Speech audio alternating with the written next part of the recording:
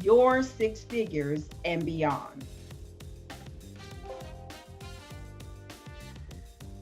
Every entrepreneur, in order to have true success, must get known, must get connected, must get paid.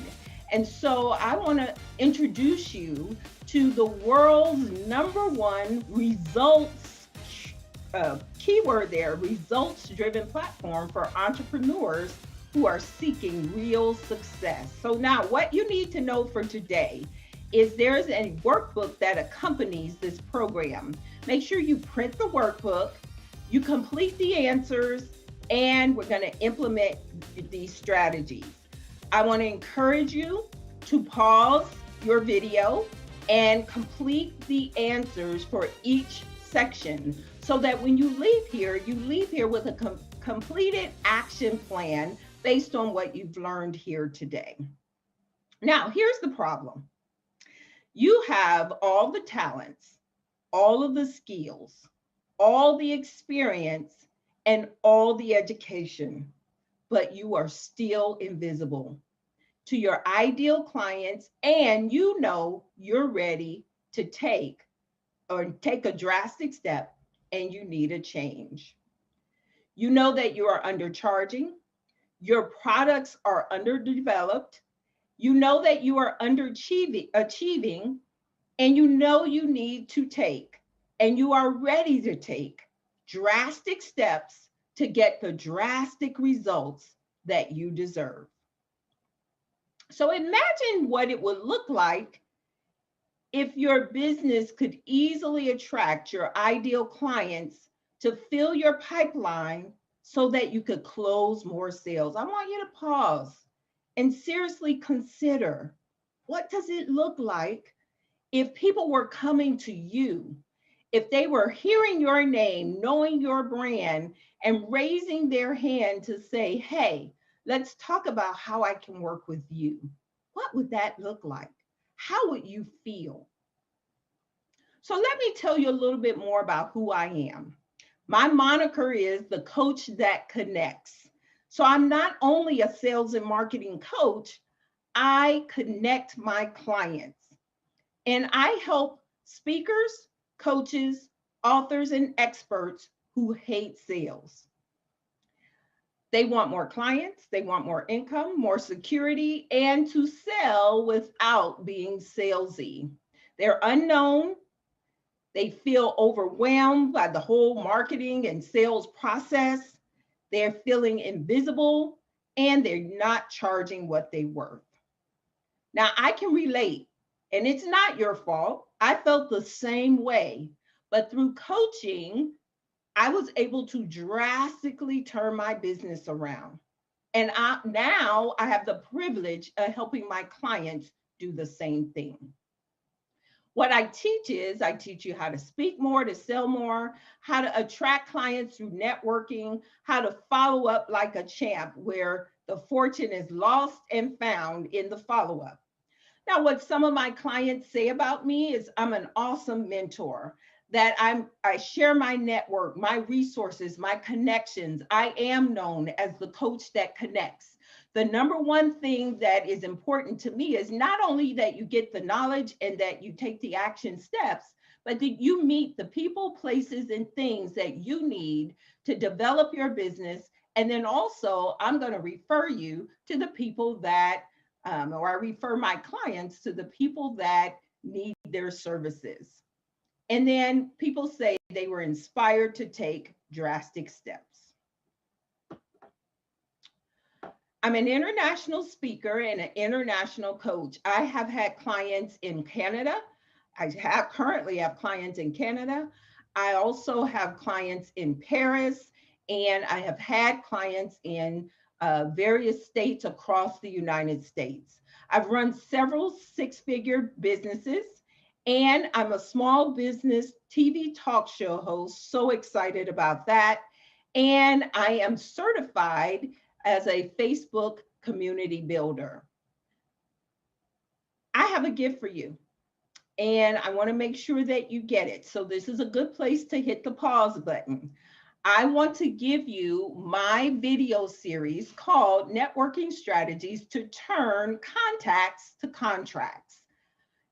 The way you are going to get that is you're going to take your cell phone. Yep, right now, hit pause, take your cell phone, open your text messages, text the phone number 22828, which is a short code, and then type the word drastic. Hit send. It's going to come back and ask you for your email address. Go ahead and put in your email address, check it twice, make sure your phone doesn't autocorrect, and hit send. Before I'm done, you'll have video number 1 in the video series, Networking Strategies to Turn Your Contacts to Contracts. So let's talk about the business failure rate. It's not one that we are proud of. So in the first year, 21.5% of business owners fail. The second year, 30%. The fifth year, half of small business owners fail. And by the 10th year, 70%. I'm proud to say that this is my 10th year being in business, and I am still standing. Now, I believe, and it must be true, that most businesses fail for lack of marketing and sales. There are a lot of entrepreneurs out there who hate the sales process. They love what they do. They love being a speaker. They love being a coach. They love being an author. They love helping people. I just want to help people. But guess what? You have to be able to sell that. And if you can't convince people why they should hire you versus someone else, then you will go out of business. My mission is to help as many small business owners to understand the strategies they need to use in order to grow their business. So this workshop is for you if you've tried other coaches before and you got nowhere. You bought programs and didn't do the work. You need help because you don't have time to do it all on your own, and you want to grow your business nationally and internationally. If any of these bullets, you check off any of these bullets, sit up, get your workbook, start taking notes, and pay attention. So you're going to discover through this presentation my proven strategies to help drastically increase your visibility, your credibility, and ultimately your income. Now, I only have so long to tell you the things I want to tell you, and I'm going to give you a lot of value in a very short period of time. But there's so much more to the formula, the six-figure formula. And I just don't have time to give it all to you today. So here's what I'm going to offer you. Some of you are going to say, you know what? That was a great workshop. I got what I need. I'm good. And if that is you, I kiss you and wish you the best. Some of you are going to say, that was an awesome workshop. I got great information, but I need more. At the end, I'm going to tell you exactly how to get more. But right now, I'm going to give you all the value I can in this time that I'm allotted.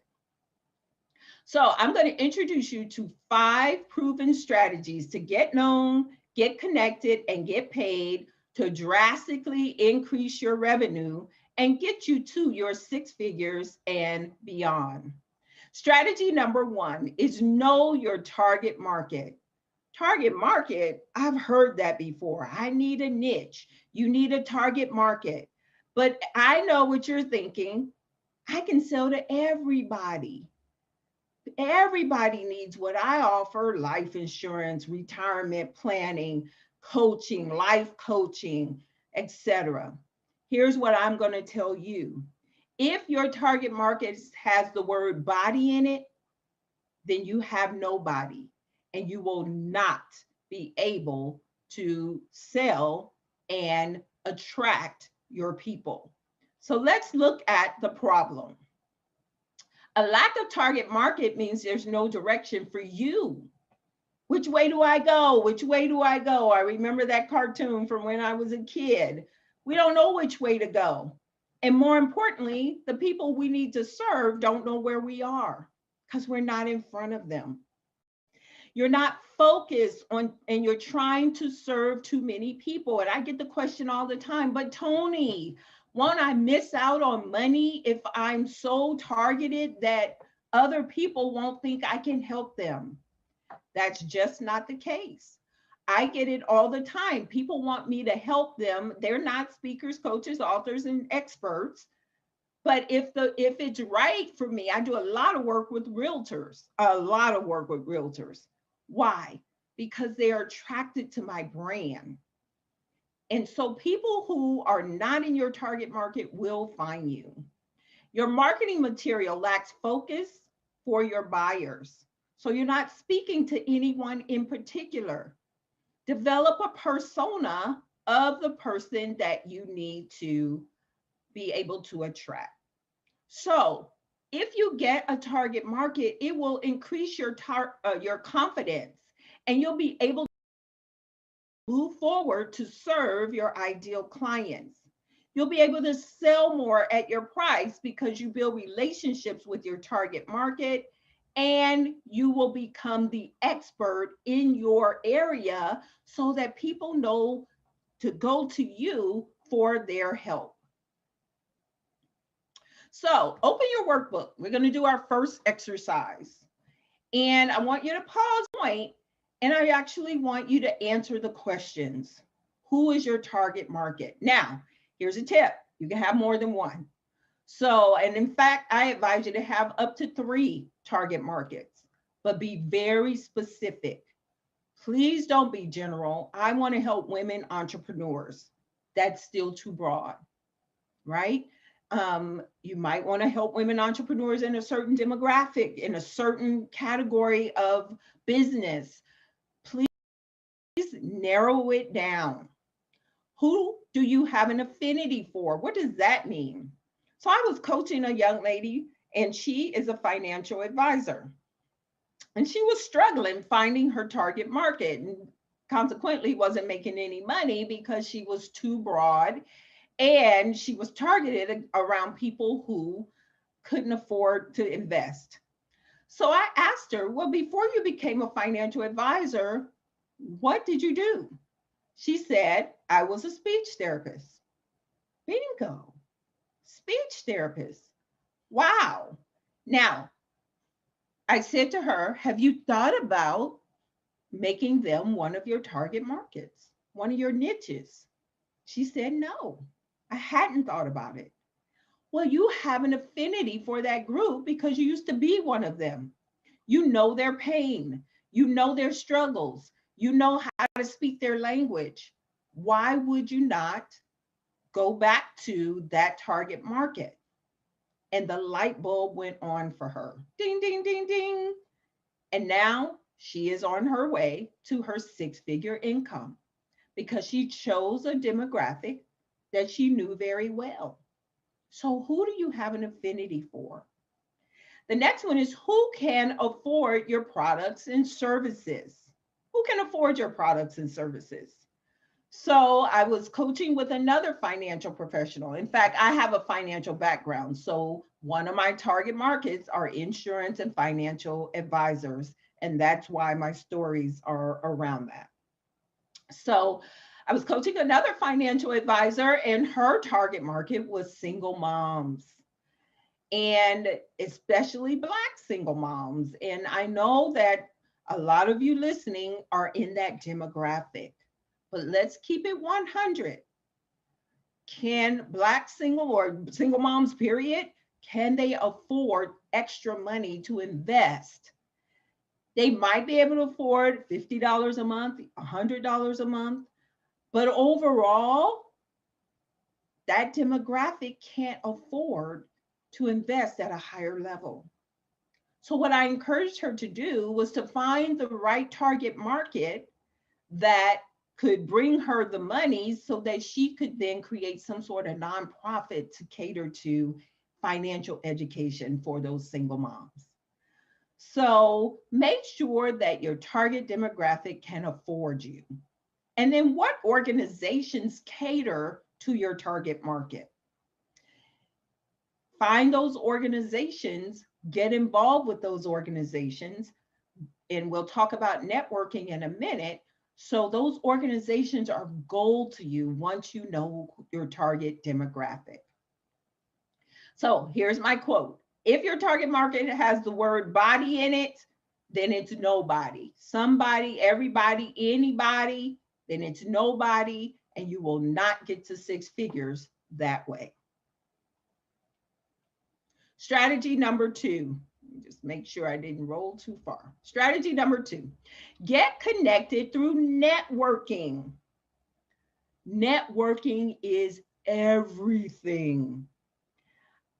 It is, many of you that are listening to this, you know Mr. George Fraser, and Mr. George Fraser is the grandfather of networking. And he says the number one problem with Black entrepreneurs is they don't know how to network. And I'm in agreement.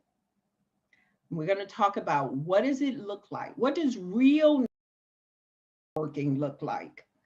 And making sure that you get connected on a level that you feel compelled to help somebody else first. So here's the problem. When you don't know how to network, when you're not consistently networking and building relationships, you're unknown. People don't know you. You're wasting a lot of time and money. You're going to the wrong places.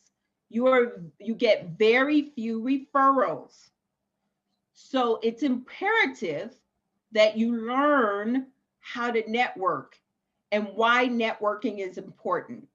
Networking in the right places get you in front of your ideal prospects. It gets you connected. And remember, I said networking in the right places, which is critical. Many of you dislike networking because you're networking with anybody, everybody, and somebody. If I cannot emphasize this enough, you gotta have a target market so you know where you want to network. Then you get connected in that network. You start to serve that network. And then those relationships you develop will lead to key referrals. Trust me, I know. Now, there was a time I hated networking. I hated it because I would go to networking events, I'd pass out a bunch of business cards, and then go back to my office and wait for the phone to ring. Guess what? It never rang. So I was networking one time, and this was in 2005. I remember it vividly. I meet a sales and marketing coach, not unlike myself. At that time, I was a financial advisor. And I would say, I've been doing a lot of networking. It's not paying off. What am I doing wrong? She said, you're not doing networking right. And if you pay me $6,000, I'll teach you how to network. Girl, I ain't got no $6,000. She said, trust me, if you find the money, I guarantee you, you will make your money back. Well, at that point, I was desperate. I knew I wanted my six figures. I knew I wasn't going to make cold calls. I knew that I needed to learn to network. So I did what I had to do, found the money, and invested in coaching. When I tell you that investment was the best money I've ever spent in my business, it truly, truly is. To this day, I've spent a lot of money in my business. But what I learned from that coach, I now teach my clients, and it is critical to your success.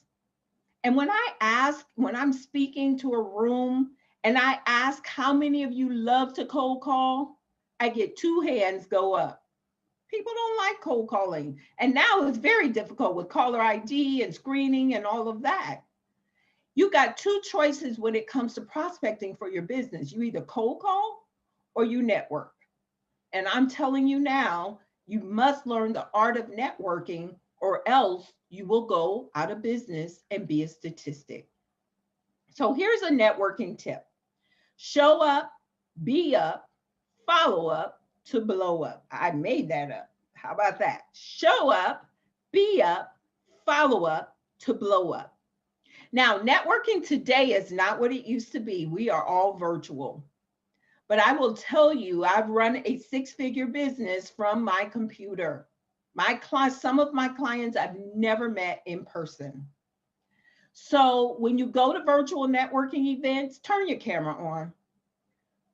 Put your face on, ladies. Comb your hair, gentlemen. Put some jewelry on. Make sure you look good from the waist up. I don't care what you got on the bottom. And then turn the doggone camera on. Nobody can build relationship with a black box with a name in it, or even your beautiful photo. Show up. It's part of showing up. Be up. Have your energy. Introverts, I talk to introverts. Mostly introverts hire me because they know they got to get drastic. You got to be up. Miss Beyonce, she flips a switch before she gets on stage. When you see her in an interview, she's all soft and demure, like, who is that? Well, you must flip on your inner Sasha, with whoever you want to name them, and be up, and especially virtually, because it's easy to fade into the background on virtual networking. And then the fortune is in the follow-up. You must have electronic tools to connect immediately while you're at a virtual networking event, or be lost. So, and I don't have time, those one of the things I don't have time to go into, but you must show up, you must be up, you must follow up to blow up. And it's critical. This is Jamise. Jamise is my client. Jamise showed up. Her mother, she's an event planner, and her mother told her, Jamise, if you want to turn this hobby into a business, you got to network. She said, Mom, I don't want to network. She said, Jamise, find an event in your area. We happen to live in the same area. Jamise found it on Eventbrite and showed up. She sat in the back of the room, and I remember she was back there and she had her arms crossed like this. And when, she had a great time, because this is when we met in person. My networking is highly interactive. So I could tell she had a great time, but when it was over, when we said amen, she was out the door. Next day, I get a text from her on Messenger, and she said, oh my God, that was the best networking event ever. And I actually own a networking organization called Network in Action. I didn't mention that earlier. And so she's like, I think my mom needs to do this in Oklahoma.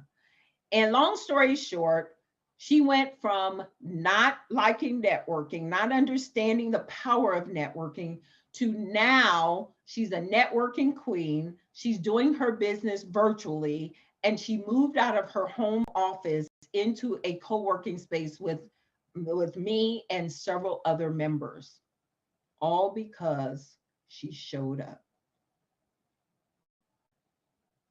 So here's your networking exercise. How many events will you attend a week? Virtual. I suggest, if you're not willing to make cold calls, you need to do 2 virtual events a week. You need to ask for 5 dates at each event. One-to-ones. How many one-to-ones? So one-to-one dates, 5 per event. That's 10 that you're going to schedule the week after the event.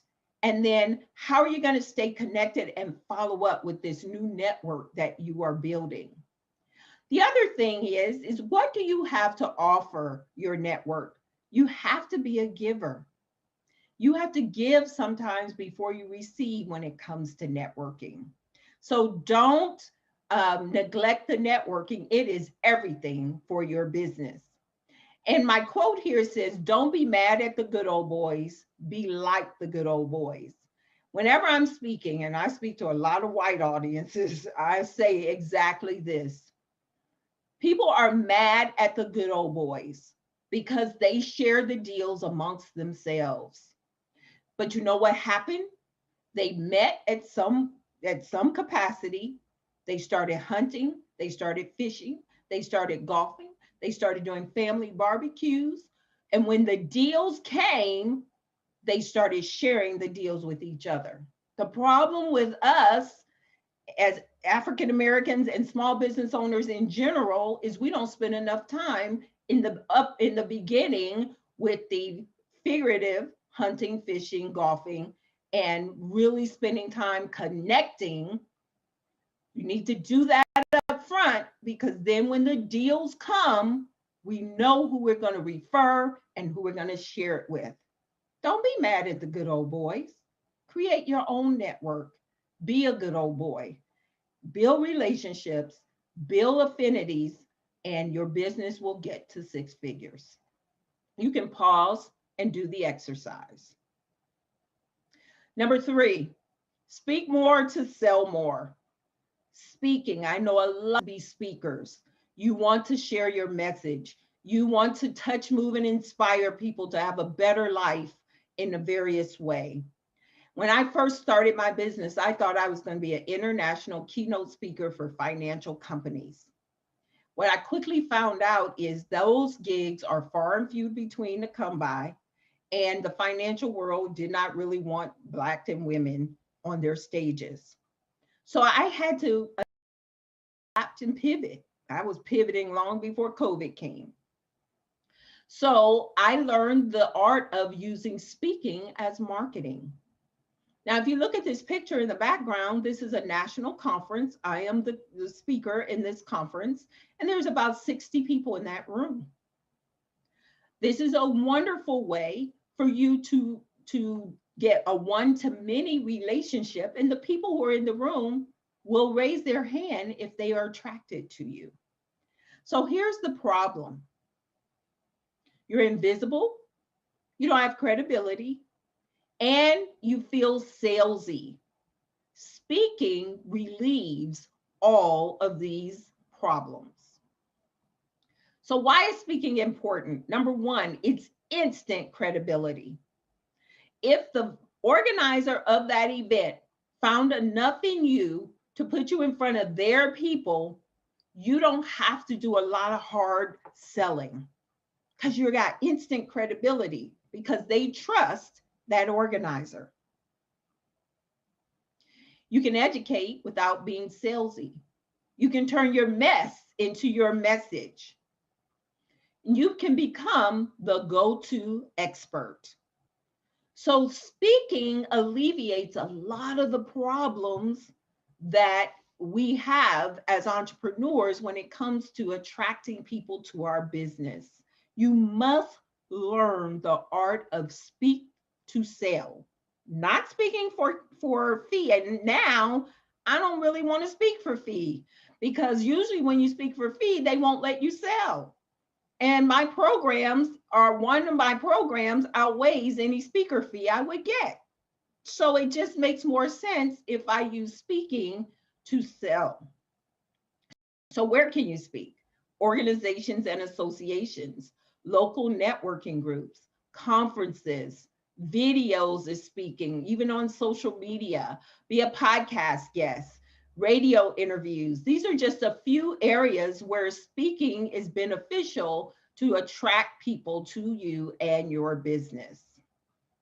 Here's a speaking tip.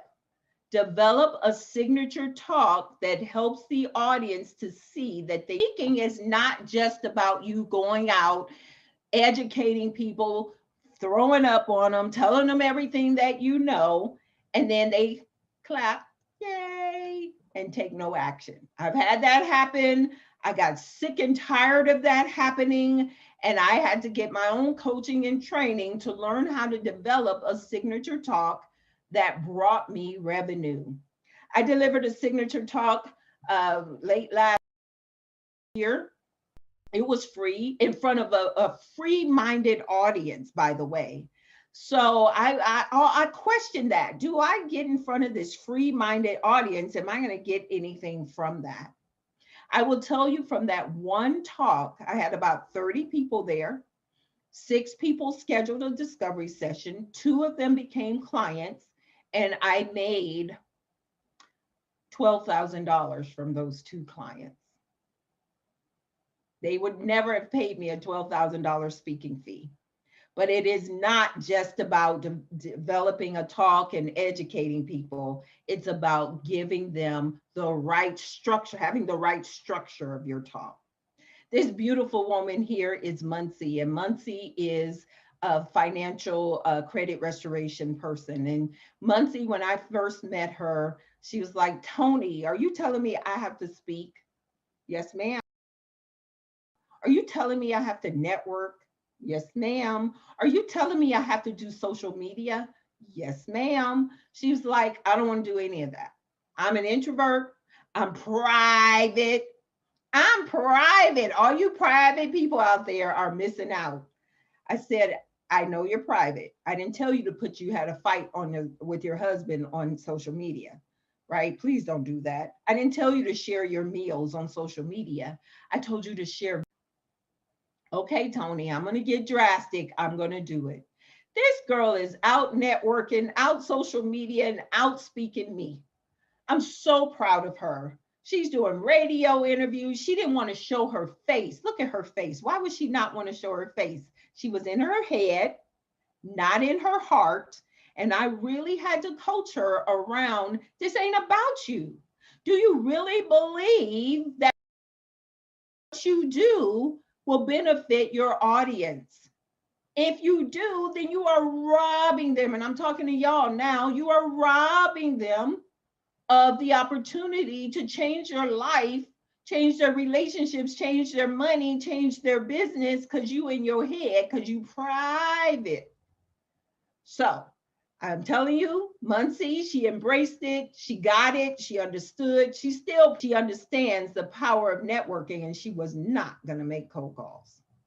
So go ahead and flip the page to your next page. This is your Speak More to Sell More exercise. Do you currently use speaking to market your business? I know you probably want to do more of that. Who's your ideal audience? We're back to our target marketing, all that. You see how this all runs together? Once you get your target market, you know where to network, you know and who to speak in front of, what topics will your audience to action. Do you have a method to collect leads at your events? And how will you stay connected with those who weren't ready to do work with you at the event? Let's go back to the beginning of my talk. Remember, I told you, text the number, text drastic. You already have in your inbox my video. So whether you do business with me later, I get people from my email list that say, I've been on your list 5 years. I'm ready now. It started with networking or speaking. So pause here and answer the questions for yourself. And also keep this in mind before you pause. Speaking is the marketing strategy that gives over and over and over and over again. It's the best marketing strategy for your business.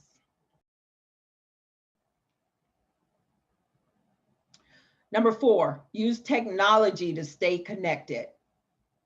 The problem, without technology, no one remembers you, you're not showcasing your expertise, and you're not in front of your ideal clients when they're ready to buy. You have to use email marketing, social media, text message marketing. It helps deepens relationships, it keeps you top of mind, and it allows you to showcase again so people will be attracted to you. Social media tips, use your personal page to build relationships.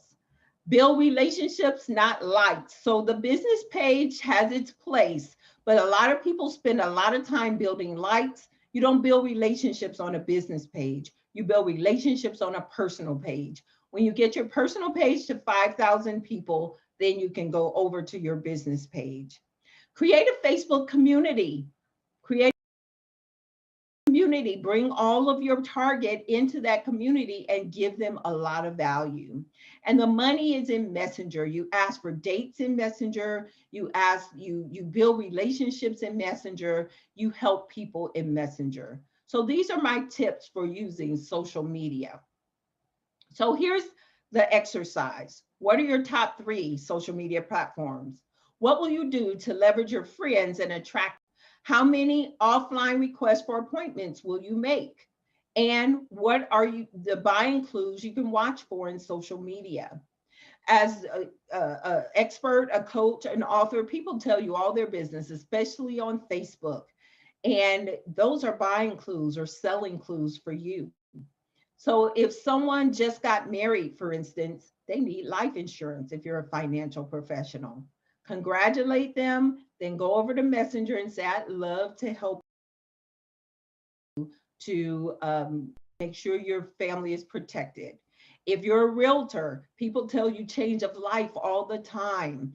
And so pay attention and offer value. Don't just say, buy from me, offer them value, build a relationship, and social media relationships turn to business.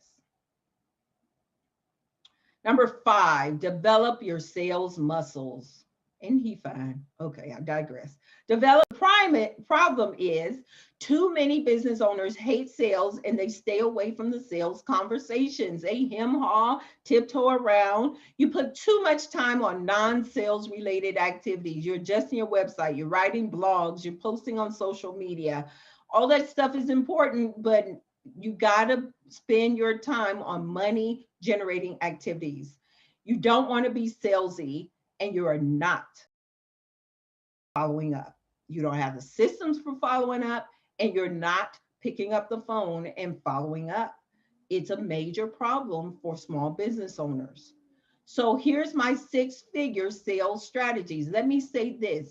You can't get to 6 figures without sales. No deposits, no 6 figures. So please learn how to effectively generate leads. Stop cold calling. You're probably not doing it anyway. Be intentional with your sales. Have a discovery process. What are the questions you need to be asking your prospects? Another reason for target marketing, because then you know what questions and what pains they already have. And then know your worth and charge it. Many of you are not charging enough. And it's because you have a weak target market. And so everything goes back to target marketing. So here's my sales tip. Learn to like sales. People say to me, but Tony, can I hire someone to do the sales? You could, but what if they leave you? Then what? As a business owner, you are responsible for bringing in the dollars. If you hire someone, they are helping you. They are not primary. Never leave grocery shopping or cooking, otherwise you would starve. So develop your sales muscles. What are your prospecting activities? Turn in your workbook. Answer these questions. How many prospecting activities are you doing per week? How many sales presentations or strategy presentations are you doing per week? How many follow-ups from previous week's calls? And how are you tracking your follow-up? Listen, you guys, the fortune is won and lost in the follow-up. You need to be a winner and follow up like a champ. You will never get to sell 6 figures if you're not telling people your price. If you're not priced right, if your offers are priced too low, you will be out of business. And I'm passionate about helping you to see that you've got to have these sales conversations. All that other stuff is nice to have, but it will not put money in the bank account. Here's a Val, beautiful Val. Val is my client. We kept in touch, met her 8 years ago. She was actually in one of my first books. And then we lost touch, but we stayed connected on Facebook. I did a Facebook Live. Timing, God's timing is interesting. I did a Facebook Live and she commented, hadn't seen her in years. I said, Val, I miss you. Let's catch up. My catch up calls are my prospecting calls. So we scheduled, I said, here's my link. She scheduled a prospect or a catch-up call. What are you up to? What are you up to? You bought a networking franchise, she said. I need to network. I got a new business. I'm a copywriter. I was like, I need a copywriter. I have a conference coming up. I don't know what I'm writing. We partnered. I paid her, she paid me. She's my coaching client. Remember, I'm the coach that connects. I've connected her internationally within very quickly because so many people need copywriting. So here are my strategies to recap. Get your target market, know who they are, where they are, and go after them. Use networking to build relationships to be able to turn those contacts to contracts. Speak more to sell more. Speaking is the number one way to attract people to you. Use your social media, technology, email, text message marketing, and then learn the art of sales, because without sales, you will never get to six figures and beyond. So I'm going to allow you to take a look at this. I'm not going to go through this line by line, but it's time for you to get drastic. And if you're a speaker, coach, author, expert, I want to talk to you. Plus, I have a network. So if it's not me, I can refer you to someone else. I'm always trying to help and build my network. You already know what it's like to experience mediocre results. You already know what it feels like to have a bank account that doesn't reflect how good you actually are. And you know it's time to get drastic. So we have a program. I have a program that matches exactly how you feel. Here are some of the details of the program, but there are even more. So I'll let you go back to the recording and pause and read each of these. My program is very robust. I would love to work with you and help you. And I'm also certifying drastic results coaches. So if you're a health coach, relationship coach, money coach, or business coach, I would love to talk to you about getting certified under my program so that you can use the Drastic Results brand and you don't have to start from scratch with your coaching. So if you know you're ready to have clients and customers beating down your door, you're ready to have more speaking engagements than you've ever imagined, and you're ready for drastic results, this is it. Schedule your get to six figures now strategy call. Go to meetwithtonyharristaylor.com. Again, that's meetwithtonyharristaylor.com. Click book appointment. Click on get to six figures now. Let's spend 30 minutes together. See how I can help you. If I'm not a good fit, I know a ton of people and I can make a recommendation for you. Plus, I just want to know who you are. Again, that's meetwithtonyharristaylor.com. Like all of my pages, you can go to Facebook and you can put in these URLs. In fact, I ask you to pause here, go over to another tab, and go ahead and connect with me. Join the sixfigurenetwork.com. That's my free Facebook community, or you can just go to Facebook and search for the Six Figure Network. And there I offer a lot of value, information, tips, and strategies on how to grow your business to six figures. I have a partner in that group. Her name is Tish. You might even find her in this Iconic. So go ahead and listen to her as well. But join my community. That's where relationships truly are built. I have a TV show, the Drastic Results with Tony Harris Taylor TV show. So subscribe to my YouTube channel and follow me on all the other social media platforms. I want to thank you for this opportunity to pour into you my strategies to get you to six figures and beyond. I want you to please remember, nobody gets to six figures without getting their sales game. You must learn how to network, how to have a target market that will pay you your price, how to connect through technology, and how to generate more sales. Remember, meetwithtonyharristaylor.com, and I look forward to hearing from you. Bye.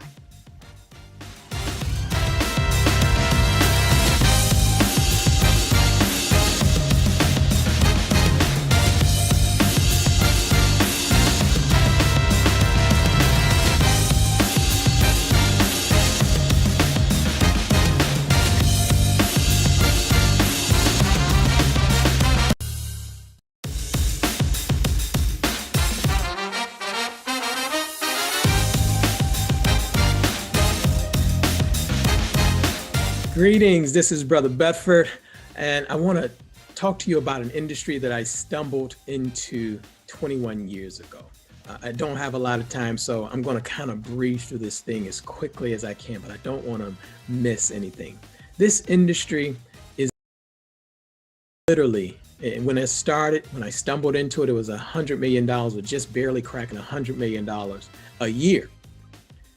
Today, this same industry is almost $1 billion a day, not a year, $1 billion a day. Now you're probably saying, well, what is this industry, Brother Bedford, that has grown like that and is continuing to grow and is exploding as we speak? This is the industry of packaging and selling information, taking your knowledge, your experience, your expertise, or your passion or your hobbies, and turning them into products and services that can be sold. People are learning self-education. Now, back then it wasn't online when I started as much, but now it's the norm. Self-education, online education is what everyone is doing. So it's $1 billion a day industry. So let me tell you how I started in it, why I got started in it, and show you how I evolved with the industry. And then I want to invite you to come to my workshop, because I can't give you everything here in just these few minutes that I have with you. But I do want to give you just enough to let you know how possible this is for you and why you should join me in my workshop in just a few moments and I'll show you the power of leveraging virtual communities, networks, and masterminds. That's kind of where this industry has gone now. It started from me selling PDF documents to now running networks, online networks, and communities and masterminds, and really leveraging a worldwide, a global audience, and really waking up to my 4 favorite words. And I'll tell you what those words are, and I'll tell you how I got there, but it's notification of payment received, or some of you may see new order placed. How do you separate yourself from the regular grind of trading time for dollars? That's what this industry is all about. This is literally freeing up a lot of people. Now, a lot of people are stuck. They can't make the pivot. They can't readjust. But I'm going to give you a couple of things to let you know how I did it and how you can do it as well, and how you should be moving towards this. So when I stumbled upon this, I was in the real estate industry, and I was having a degree of success. And the real estate guru who was training and teaching me, or I was buying his courses and attending his workshops and boot camps and all of these different things, he invited me to a conference in Orlando, Florida. And this conference had nothing to do with real estate. So I was a little leery at first. But then I said, you know what? I haven't gone wrong with purchasing all of these home study courses and attending everything else for with this guy. Let me go ahead and give it a shot. So let me tell you the first few things that I noticed when I attended this workshop or this conference. It was an actual conference in Orlando, Florida. First, I was one of a few in terms of Black people in the entire room, over 2,000 plus attendees. And I had to be either one of 3 or one of 4. There was no more than 4 of us, and really scattered out around 2,000 plus attendees to learn this industry of packaging information and selling it. The next thing that I noticed was that some of the biggest companies, direct response marketing companies, and really individuals were in this room. I'm speaking of the Agora Publishing. I'm speaking of the Gary Halberts, the Dan Kennedys, all of these people who are famous for writing newsletters and conducting these very expensive, back in the day, infomercials that you see every Saturday. These were the people who were behind the scenes. Agora Publishing, the #1 publisher of all of these different financial newsletters. I mean, literally making hundreds of millions of dollars per month publishing information. They were all in this room. So now I'm really intrigued.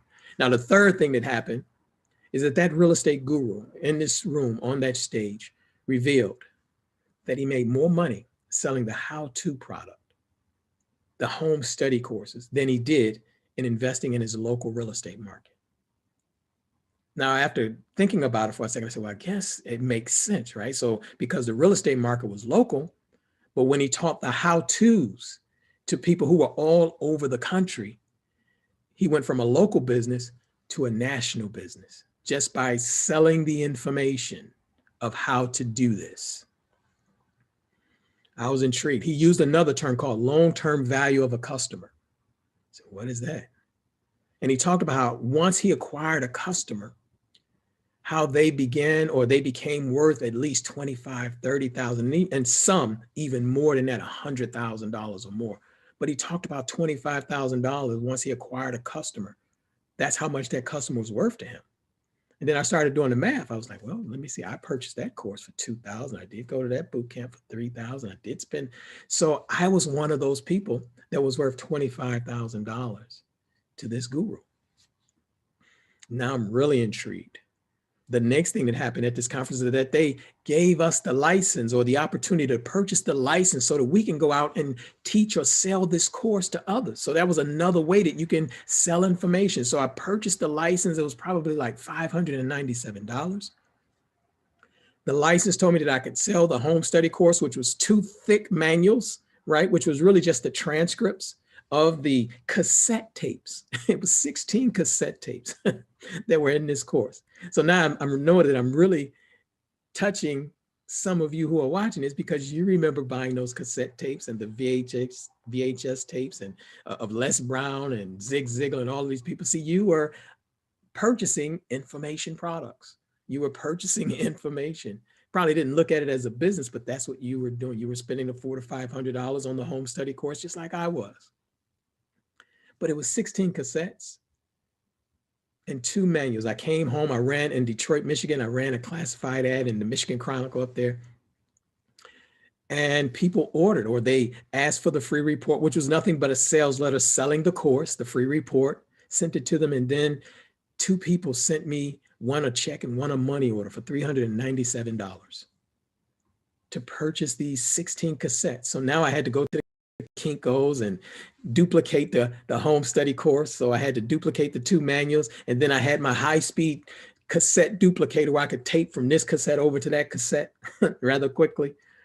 And I created those 16 cassettes, and then I would packages and sent it out in the mail from Kinko's.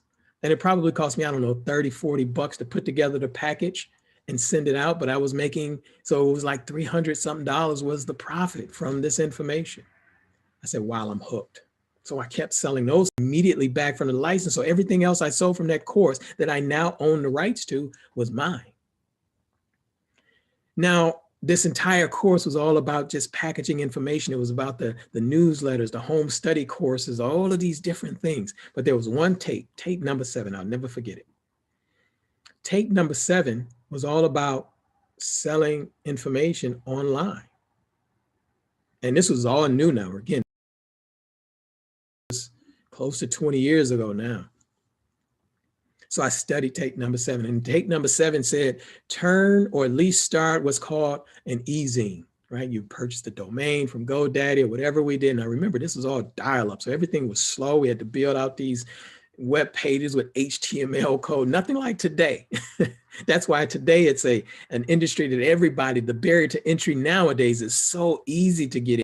Years ago when I got started, where we had to actually run your credit report to get a merchant account. Now you can just go get a PayPal account or Stripe or something like that. So tape number 7 said, start this page. That page is called howtobeablackentrepreneur.com. I let all my friends know. They gave me their email. They joined this page. They went to howtobeablackentrepreneur.com to join my e-zine. That's what we call the online magazine, was an e-zine back then. People to join. I started asking what is it that they wanted to know. And then the majority of the people said, I want to know how you make money flipping those houses in real estate. So I typed up a quick report. Of course, I had to go get the Adobe program to convert this Word document into a PDF document that had to be loaded up. It took forever online. The paper was about 11, 12 pages that I converted it into the PDF. It was around 11 or 12 pages. It could have really been 2, but I did a lot of white spacing to try to at least look like it was valuable. And I just put a price tag on it of $7. I went and got my PayPal account, got my PayPal link. And then I just sent out an email. I didn't even have a sales page or anything like that. I just told everyone, you've all been asking me about how I'm making this money, flipping these nasty, stinking, ugly houses. And in fact, that was the title of the report, how to make at least $2,000 a month flipping nasty, stinking, ugly houses. Uploaded that report, sent that email way after midnight because I was nervous. I said, I don't think this is going to work. Next day, I avoided my computer.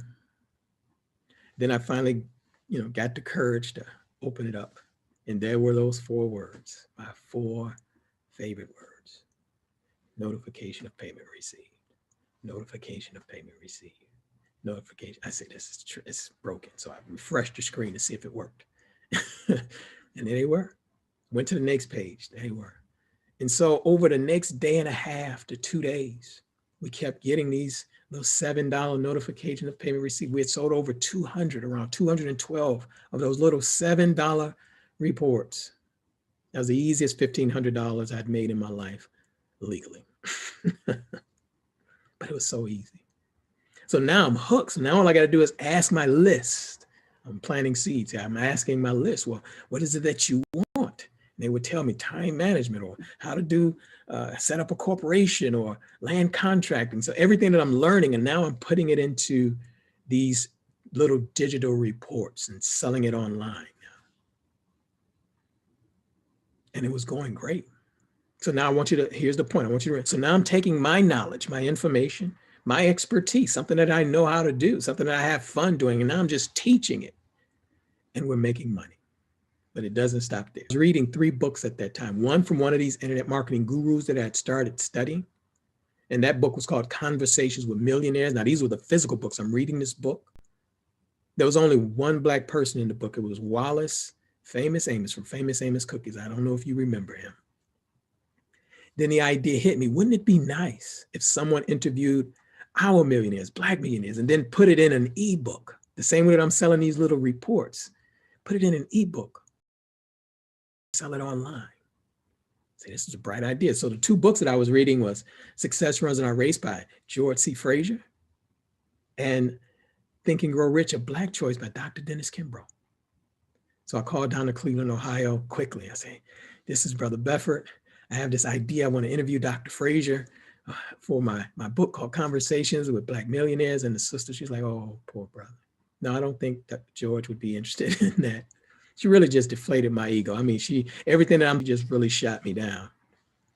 And we went back and forth for some time, but then I said, I tell you what, let me leave my number. And if Dr. Frazier's interested, he can give me a call back. She said, okay, you can leave your number, but why don't you try back in 6 months?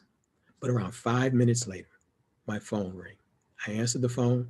I heard airport noise in the back. He said, young man, this is George Frazier. I hear that you want to interview me. So, my heart is like jumping out of my chest right now. I said, yes, sir, Mr. Frazier. I want to interview you, but we can't do it like this. I need you to call into this 800 number. Then I call into this 800 number. It was a bridge line. And then I can interview you. He said, sure, I'll be in my office in around 20 minutes. We can do it then. That conference call line was freeconferencecall.com. He called in, I called in. We conducted the interview. We talked for about an hour and 45 minutes. Then I called down to Dr. Dennis Kimbrough's office. Same process. He called back, young man, this is Dr. Dennis Kimbrough. I hear you want to interview me. So he called in 1-800, this number again, this free conference call line, did the interview. Then I just kept going. Then it was Les Brown and then Kathy Hughes and Michael V. Roberts and Randall Pinkett. After he won The Apprentice, there was Lisa Nichols, and we just kept going on and on and on. Those first 12 interviews, though, we stopped, and then I said, let's get these transcribed. These were the audio. I took those MP3 audios and sent them over to a service that was just starting up then. It was called Fiverr.com.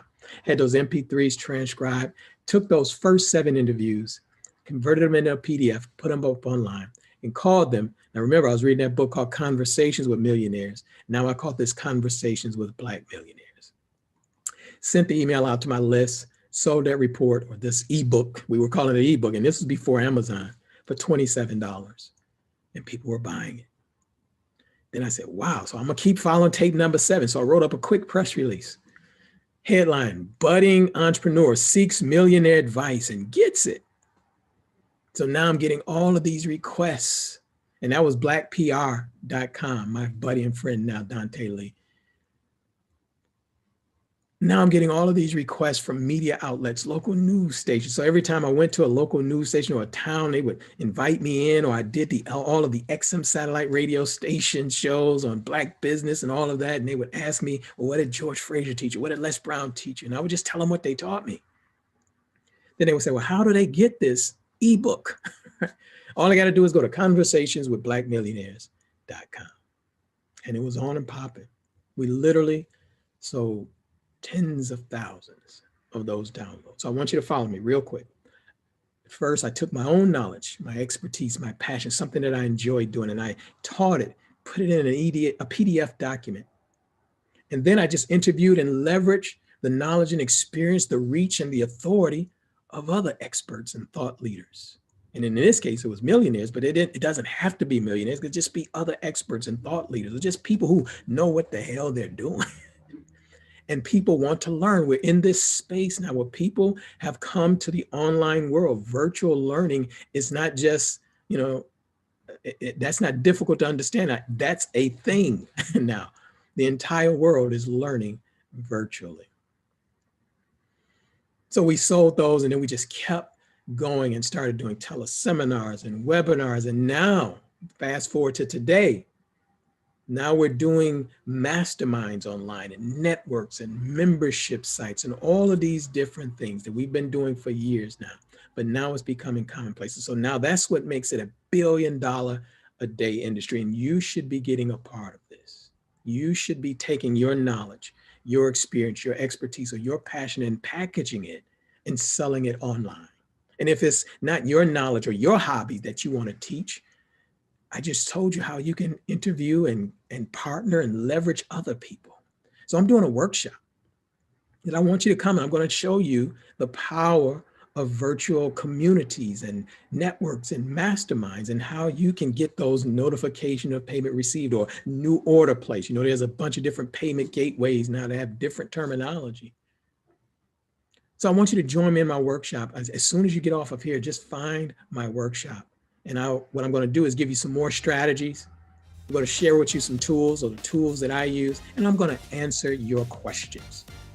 We're going to try to build your information virtual empire right now, your notification of payment received empire in the workshop. In the interim, though, I want to make sure, because a lot of my friends that I've met over the years, I've started to profile them, and I'm doing case studies of over 50 of them. And if you want me to begin to send you these case studies where you can see all of the different business models that people are utilizing to make money in this virtual space, just go to www.thevirtualmillionaire.net, not .com, .net, thevirtualmillionaire.net. Okay, so and I'll send you those case studies so that you can continue to feed yourself and learn how to do this yourself. But I want to thank you for sparing me a few minutes of your time. Again, come to the workshop. Let me answer your questions. All right. Look forward to seeing you in a few minutes. Talk soon. Take care.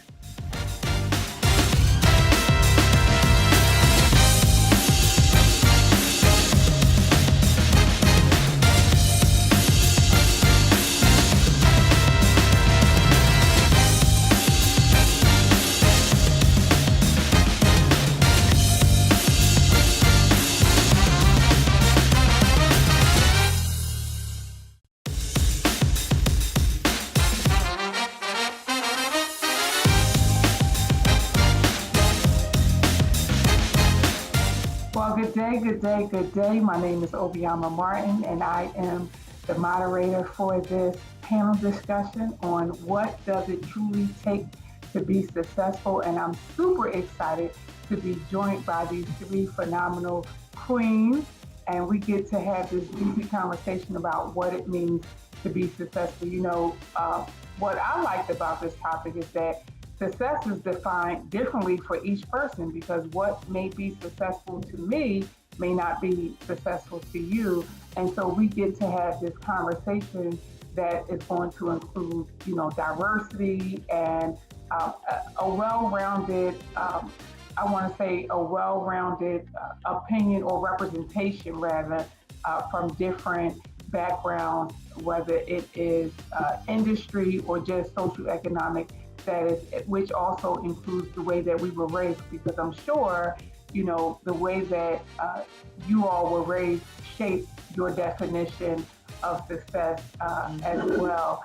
And so I am really excited to have this conversation. And so just to kind of give you guys a little bit of information about myself. And so I go by the conscientious cash flow activist because I care about how you bring money into your household. I've been a part of the Black CEO organization now for a little over 3 years, and it has been amazing, as I like to say, the opportunity where we are showcased, where we are highlighted, and where we get to lift our voice, and we don't have to wait to be invited, to a table, but the table is actually set for us.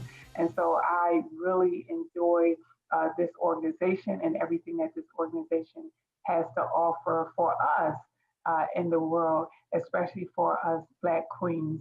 And so without further ado, do round robin, and if you all can introduce yourself. And so I will start with you, Tasha. If you can tell us a little bit about yourself, who you are, and how you show up in the world. Absolutely. Well, my name is Tasha Robinson White, and I grew up in Lansing, Michigan. I studied in college in Atlanta, Georgia at Spelman College and the Alliance Theater School. I currently live in Las Vegas. I've been here for 26 years, minus 2 of those years. I spent time abroad living in Cairo, Egypt. I am an innovative leader with a network of influence to empower others. I call myself the Vanguardian because I am in vanguard. I am the forefront of movement and action, and that's how I show up in my community. I'm a connector and a collaborator, and that I lean on that as my superpower. And I'm really excited to be here today. Awesome. Okay, all right. All right, well, Angela, you're up next.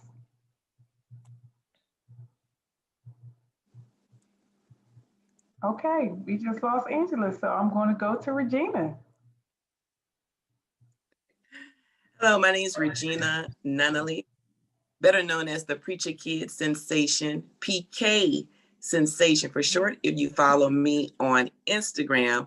And I am a criminal defense attorney. I've been practicing for almost 18 years, but I'm also a mental wealth builder. And so I created an ecosystem of service called See the World Through My Eyes, LLC, where I endeavor to help people to see the world through a different perspective or new eyes. Because my belief is that a renewed mind creates a renewed lifestyle. Thank you. Well, I love it. I love that. Me too. Yes, snapping it up. Yes, absolutely. What the two of you do is just really amazing.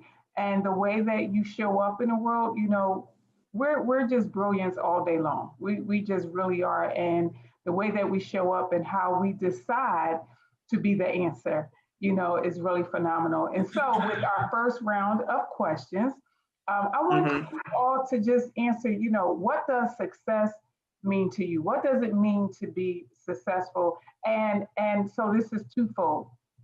So the first part of it is, as a child,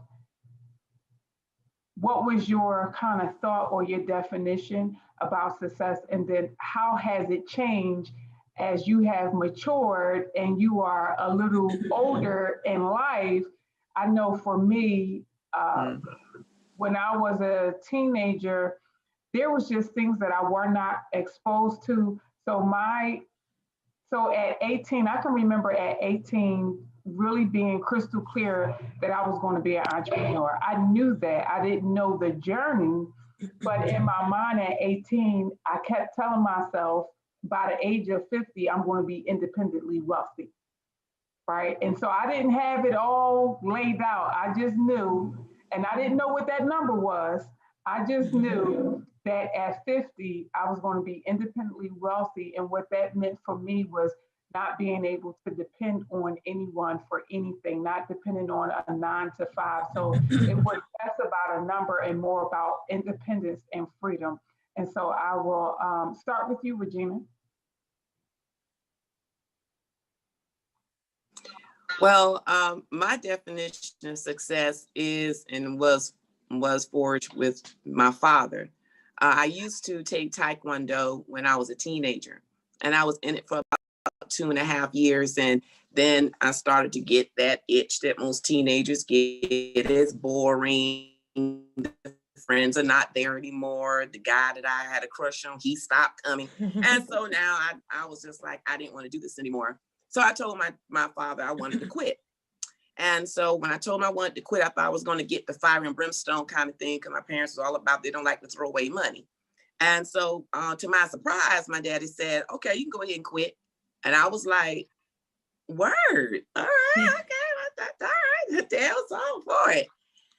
But he put his butt in the way, and he said, but if you're going to quit, he said, give back all your trophies, give back your certificates, give back all the belts that you earned, because my instructor was an experienced kickboxer. He was that expert kickboxer. And so we had to spar and fight for our belts. We just didn't give them to us. So I told my dad, I was like, well, why you want me to give back all this stuff? And he said, because I don't want you reminded of the fact that you quit. You always look at those things and it will remind you of how far you went, but how short you came. And so from that day on, my mantra has been finish what you start. That's my definition of success. Finish what you start. You get up in the morning, you get through the day, that's a success story. If you finish your goal, whatever that is, and you come out sane, to me, that's success. And that really hasn't changed over my period of time. It has not changed. It's been my mantra forever to, put my hands to the plow, don't look back, keep focused, and get across that finish line. What an invaluable lesson. That's priceless. That is absolutely priceless. And, it just made me think of too oftentimes how we don't have that opportunity to have lessons like that. And so what happens is we kind of make a whole lot of mistakes along the way because nobody never told us, whether it was a parent or a mentor, or whatever. And that was such a great lesson. That was such a great lesson. So thank you so much for sharing it. Like that was really, really awesome. All right, Tasha. So I have a couple of different definitions for success. One, first of all, success is a mindset altogether. It's personal and it's a mindset. I have a coach, Sherry Riley, who was coined the quote, basically, peace is the new success. And I basically embrace that, because being peaceful and being happy should be where your success begins. Now, early on in life, I thought success was what everyone else thought success was for me. I didn't look at it like it was personal. I was going to be successful because I worked with these individuals and I helped build other people's success. But during that time, I wasn't at peace. So therefore, I needed to pull back and find out what success looked like for me, opposed to what success looked like for everyone else. And then when I learned what that looked like, and I started to embrace what my own personal superpowers were, that's when I became at peace with it. And like yourself, I had my dad in my life too, and I never wanted to disappoint them. So what they thought success was, go away to college, graduate from high school, go away to college, get your degree, and go into whatever field you decide to go into. And that was success to them. Well, in that era, of course, that was successful, because at that time, a lot of African Americans were not going to college. So that was a privilege. So when I actually went to college, I stopped in the middle of college and I took a dive into starting my career. Not my highlight. However, it definitely made me at peace with what I was doing. I wasn't spending my parents' money on on something that, you know, I wasn't really into at that particular time. So success to me is just being at peace with yourself and being able to look yourself in the mirror and know who's looking back at you. I So that's love my that. definition. I love that. I love that. I love that. I Awesome. often say, you know, when you look in the mirror, who do you see looking back at you? And are you proud of the person that you see looking back at you? And so that's really important. With both you ladies, Regina and Tasha, you know, have said, you know, with Regina, you just talking about finish what you start. And so oftentimes procrastination and distractions and all of those things prevent us from finishing strong, prevent us, you know, from just keeping our word and doing what we said that we set out to do. And then with you, Tasha, peace is paramount. Right? Because Yes. at the end of the day, we do a whole lot of stuff for a whole lot of people. And sometimes that can be Right. overwhelming where you don't even get an opportunity to enjoy the fruit of your labor because you're so busy being busy, but not being productive. So that was really good. So, Angela, the question was, what is your definition of success? My. I must tell you, I apologize for the technical difficulties. I guess it's just one of those things that happen. So recovering from that. Success, you know, my parents, they are not here any longer, but they lived through some pretty amazing, perilous times. Jim Crow, getting off the sidewalk when a white woman came past, lynchings. I could go on and on, but I won't. And they were 30 years ahead of me because they adopted us, and we were very blessed in a red state of Indiana to be adopted, period. And if you know the history of Indiana, the KKK, I could go on and on about that, but I won't. So my definition of success really it carries over from their definition of success. And that is if you have a home, a successful marriage. I'm single, but if you have a successful marriage and you have children, I have 5,000 plus students, and I have nieces and nephews that I helped raise who are now in their 20s. You know, they're millennials. You know what that means. It's a beautiful thing. But success is really passing on your history and her story and getting them to talk about it as excitedly as you do. That would be of anything, you know, learning to embrace our story and telling it and getting the young people to tell it better than us. So Absolutely. Absolutely. And so you know, I like to say, so I'm an educator. That's one of the hats that I wear. And so I tell my staff, pat yourself on the back. Because at the end of the day, it's the small things that matter. You know, it's not always superficial or materialistic things, you know, and to your point, like, you know, having peace or just being safe and finishing what you start, you know, it's really about those non-negotiable things, you know, our standards, our values, our, you know, mission, those innate things that we hold sacred, you Yes. know, that you cannot put a price on. Is there a time, and anyone can start with this question, has there ever been a time in your life when you felt unsuccessful? Oh, yeah. Yes. Oh, Go ahead, okay. Regina. oh yes. I'm a retared educator, so I know I'm jumping ahead. I'm a retired educator. My father was an educator as well. My father taught dental school. To the HBCU sister, I apologize. I missed the conversation, Miss Regina. I missed your opening. I started hearing Miss Tasha's, and so I'm an HBCU grad as well. I'm up the street at Fisk University. And so I'm excited about that. But my father was a Meharry grad, and he came to Indianapolis and he taught at the Indiana University School of Dentistry, and I became a chemistry teacher. And so African American women in the sciences is interesting, especially when you're teaching chemistry and biology, microbiology, because there's not tons of us. There are a number of us, but not tons of us. And so, you know, sometimes, you know, you think you're successful and then something happens and you're not as successful. And it's not because I didn't think I was successful. it is because the people who perceived me being in that position felt like I was unsuccessful because they felt like I was unqualified because I was not and did not them exactly. So I broke the mold and was extremely successful with my students. But from a perceptive point of view, my colleagues didn't think so because I didn't look like who they thought I should look like and remain with them and earn tenure. This was in a high school, just to give you a background. So.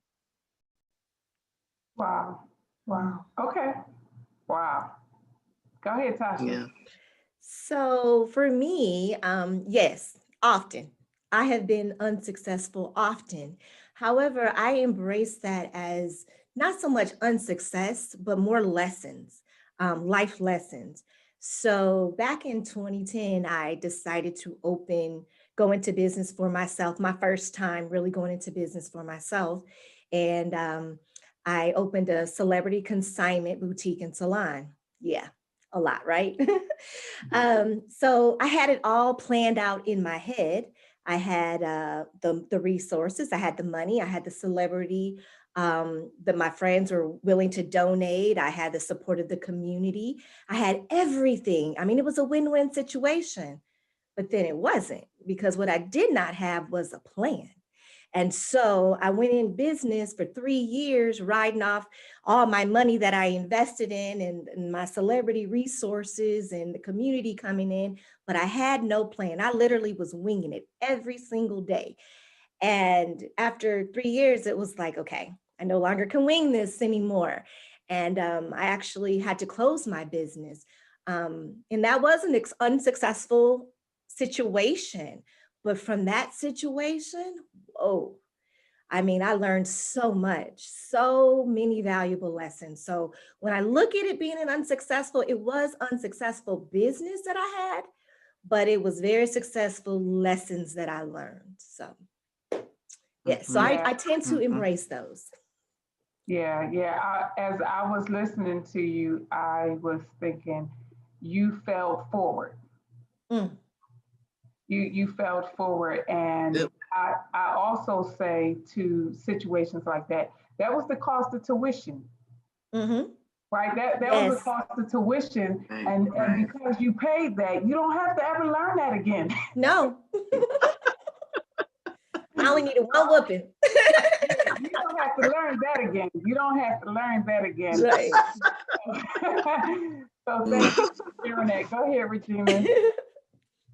Well, I want to say, duh, yes, I've been. That's part of life. You fall short. I've been unsuccessful. I failed the bar exam when I took the bar to be licensed as an attorney from Florida, and fell in the bar exam. Yes, I felt like a scrub. I really felt truly less, because I went through a lot to get in law school, and I went through a lot to get through law school, and then I'm out and I didn't pass the bar. I don't have that first time story that a lot of attorneys have, but that's not my story. So, and so when I did get the results back, I sat down and I prayed and I said, Lord, give me a plan to pass this bar. And so he gave me a plan.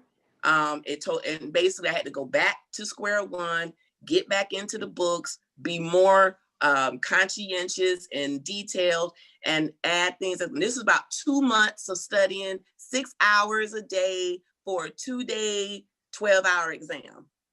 And it was do or die. I've got student loans to pay back. I needed a job. I don't have time for all this. I don't have time for this. And so I stuck to the script.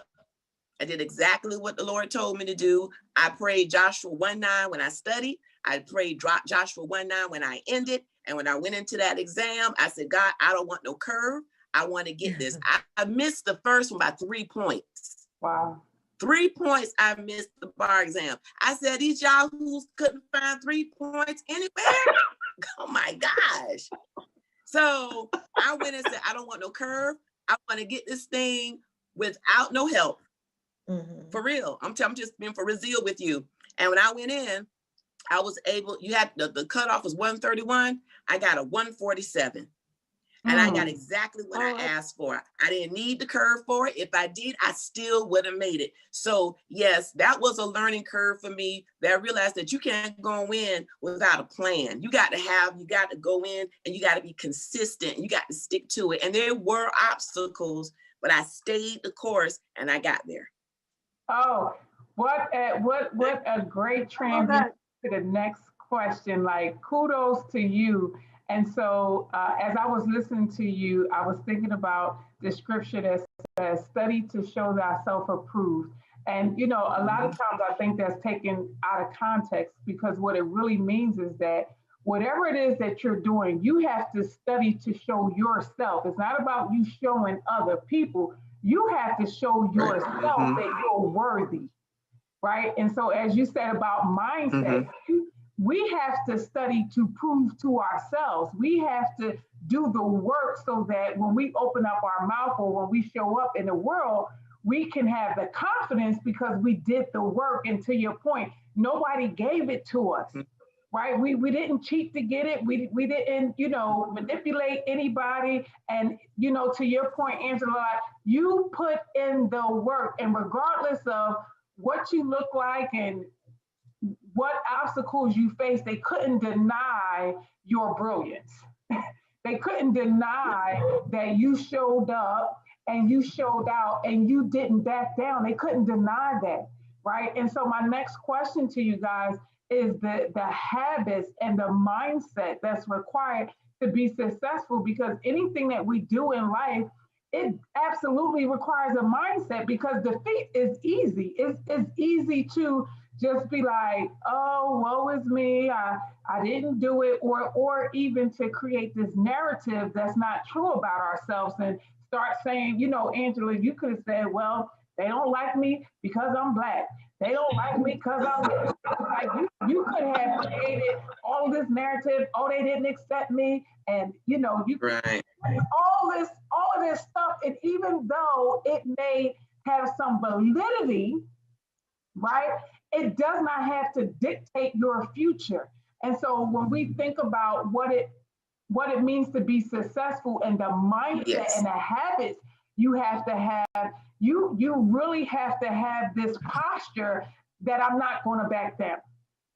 Like, even if I fell, and like you, Regina, there was a certification that I needed to take. I'm in Pennsylvania, you guys, and so I'm a certified trainer in Pennsylvania. And there was a test that I had to take to go from being an affiliate instructor to a certified instructor for the state. And I failed that test 3 times. And so the first time the narrative was their prejudice. that was the first narrative, because I only knew people that looked like me that was failing. I didn't know nobody else that had failed. And it cost me money to, you know, take this test. And I had all the experience and everything. And when I got my scores back, it was a couple of points, and it was subjective. It was a panel of people that was reviewing, you know, the content that I had submitted. And they decided to take points off because of punctuation. Oh my goodness. I was like, are you kidding me? And so it took me, I think I first applied for the exam in 2010, and I did not get my certification until 2014. And I absolutely felt defeated. I felt like, what's the point? Yep. 3 times I took it, 3 times, you know, I paid the money. And when I finally passed it, at this point, I said, I'm going to get it. And I was in my master's program, and I enlisted my professors who had PhDs. I said, you have to look at this material, because clearly I'm missing it. So help me. Because help me, because I'm trying to figure it out. I know that I'm brilliant, right? And I've been training for a very long time. So there's no reason why I should be failing, you know, this exam. And so it wasn't until I decided to change my mindset around, if they're against me and all of this other stuff. And then I started talking to other people that didn't look like me and found out that it wasn't a Black thing, that it was a subjective thing, and they were being subjective across the board. So when I start hearing, other individuals say they felt as well, I was like, okay, then it's not just me. So let me change that narrative. Let me change that narrative. Let me create a new narrative, and let me really apply myself and get help. And once I applied myself and got the help, when I submitted it the third time, I passed, and I'm telling you, I never felt so, passing that was more important to me. And ladies, I have 2 master's degrees, and passing this exam was more important to me than my master's. And it was just like, because I felt like I had something to prove to me, So, yeah, absolutely. Okay, so go ahead. Anybody can start with the question. So let me say the question again in case you guys got I was going on and on and on. But so the question was, what are the habits? What is the mindset that you feel it took for you to maintain a level of success, or to have success and to be successful today? What we found, and I think all of our CEOs here will agree, that to become an entrepreneur and to be president of your own organization, and I do own a business. I'm a retired educator, but I do own a business. And that is, you have to be consistent. You have to be consistent when it's snowing outside. You have to be consistent when it's raining outside. You have to be consistent when your family is just, calling you for everything but the right thing. You have to be consistent when your friends have decided, I just need everything from you today. You just have to be consistent. And you have to do those self-talks, just like Miss Martin, you were saying, when you look in the mirror and you go, hey, I've got 2 masters and I haven't passed this test, and Miss Tasha said, well, I own a business and I'm running well for 3 years. And then all of a sudden I hit this wall, but I've got all these great people who support me. And Miss Regina, you said, oh my God, I didn't pass the bar. That's unacceptable. I can't believe this. That's not going to work for me. And so, what I would say is that being consistent at those things, first of all, that you're really, really good at. And then secondly, taking on things, 2 or 3 things that you are absolutely afraid of, but overcoming them and being consistent with those.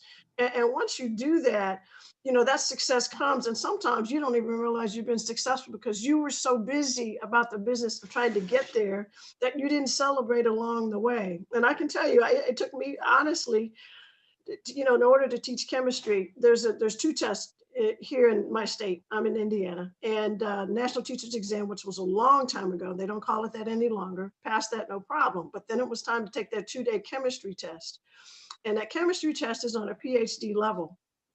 And I said, oh, now I know I'm past this. It took me about 7 times. 7 times.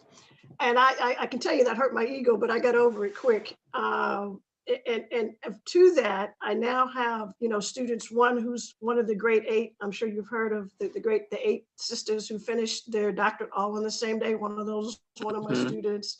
I have a student who started his own school, who majored in chemistry, who got his MBA, who's getting his doctorate. I have another student who's created her own school. She's, so, I looked at those 7 times. They don't mean anything now because I look at all of the success. And those are just a few of the successes. That's not all the successes. Now what I'm doing at my age, I'm counting the number of PhDs that are coming about from the kids who I met when they were 15. Now I get to call them doctor this and doctor that. But what it says is, I told them, here's a dream.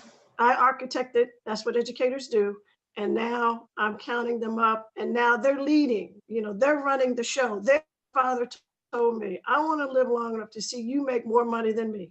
And that's what I tell them. I want to live long enough to see you make more money than me and to do better and be better than me. So being consistent. Excellent. Awesome. Excellent. Awesome. All right, Regina. Well, Angela stole some of my stuff, so Great No, minds. it's yours. Great minds Take it think back. alike. It's yours. Take it back. But great minds think alike. Just want to make sure. Okay. Well, thank you. You know, as I'm listening, and what's coming to me, the revelation is coming to me when it comes to habits. You know, we have to remain a student. We don't have to. You can't think you've made it. As an attorney, we always go through what they call continual legal education courses. We have to stay on top of things. We have to educate ourselves, you know, even off the record when we see some publications, you know, be willing to be a student, always learning, keeping your mind open. Because I post on Facebook, you know, they say a closed mouth don't get fed. I said, well, a closed mind don't get fed either. So you got to keep your mind open and also being fluid. And they say, practice make perfect, but practice make a habit. So you have to practice what you preach. So you have to be consistent. You need to be humble. You need to be willing to learn from others, even if they're not your age. I have a mentor who's 10 years younger than me, but he's an expert at something that I'm not. So I have to exercise the habit of humility, listening to good teaching and people who have an expertise in the area that I'm trying to go into, and know your worth. You got to know your worth, and that's part of the habit. Don't take everything that comes to you. I get a revelation I received by watching my mama's cat, Gray. There's a difference between starving and being hungry. And my mom's cat, Gray, was loved. He had a family. He had people who loved him. But there's this other cat I call Cat Sheba that used to show up and eat up all his food. And my mama couldn't stand Cat Sheba. But I said, Mama, she's a stray. She just acting who she is, you know what she is. And the revelation came to me is that I knew when I left that food out, I knew that if the food tray was empty, it was Cat Sheba. It wasn't Gray, because Gray was hungry, but he ate enough to fulfill his desire. But Cat Sheba ate everything. And so one of the things that I'm learning a habit of is being hungry, but don't be starving, because if hungry, I'm picky. I can eat, take what I need and be done with it. But people who starving, they'll take anything that comes along. They'll want everybody on their team. They'll take all kinds of stuff. They have no filter. They'll snatch everything and everything. They don't have any boundaries. And so that's one of the things I encourage anyone to do. You know, there's nothing wrong with having stuff, but don't be to the point where you just take anything that's given to you. You got to know your worth. Amen to that. Amen. Well said. Well, I love that analogy with the two cats. Did you guys see that visual? Like, I saw the cats. I saw the cats. You see the cat being, when you talk about, you know, being hungry, but eating just enough, because you're also comfortable and content and satisfied, so you don't have to overindulge. You're not dealing with gluttony, nor are you like, oh, I gotta get it all. I gotta get it all. You're like, no, whatever I need, I have, and if I need more, I know where to go to get it. Right. Yes. So I love that. And then to your point, the stray, it represents so many different things, because not only does that stray have no home, but the stray also don't know where the next meal is going to come from. So that's why the stray is eating up everything, because that cat has also a scarcity mentality, because that cat don't know what it's like to have more than enough. Right. Yes. Right. Girl, stop. Right, these notes. That's what I'm talking about. Yeah. She don't own any cats, so that was definitely your story. I didn't steal a thing.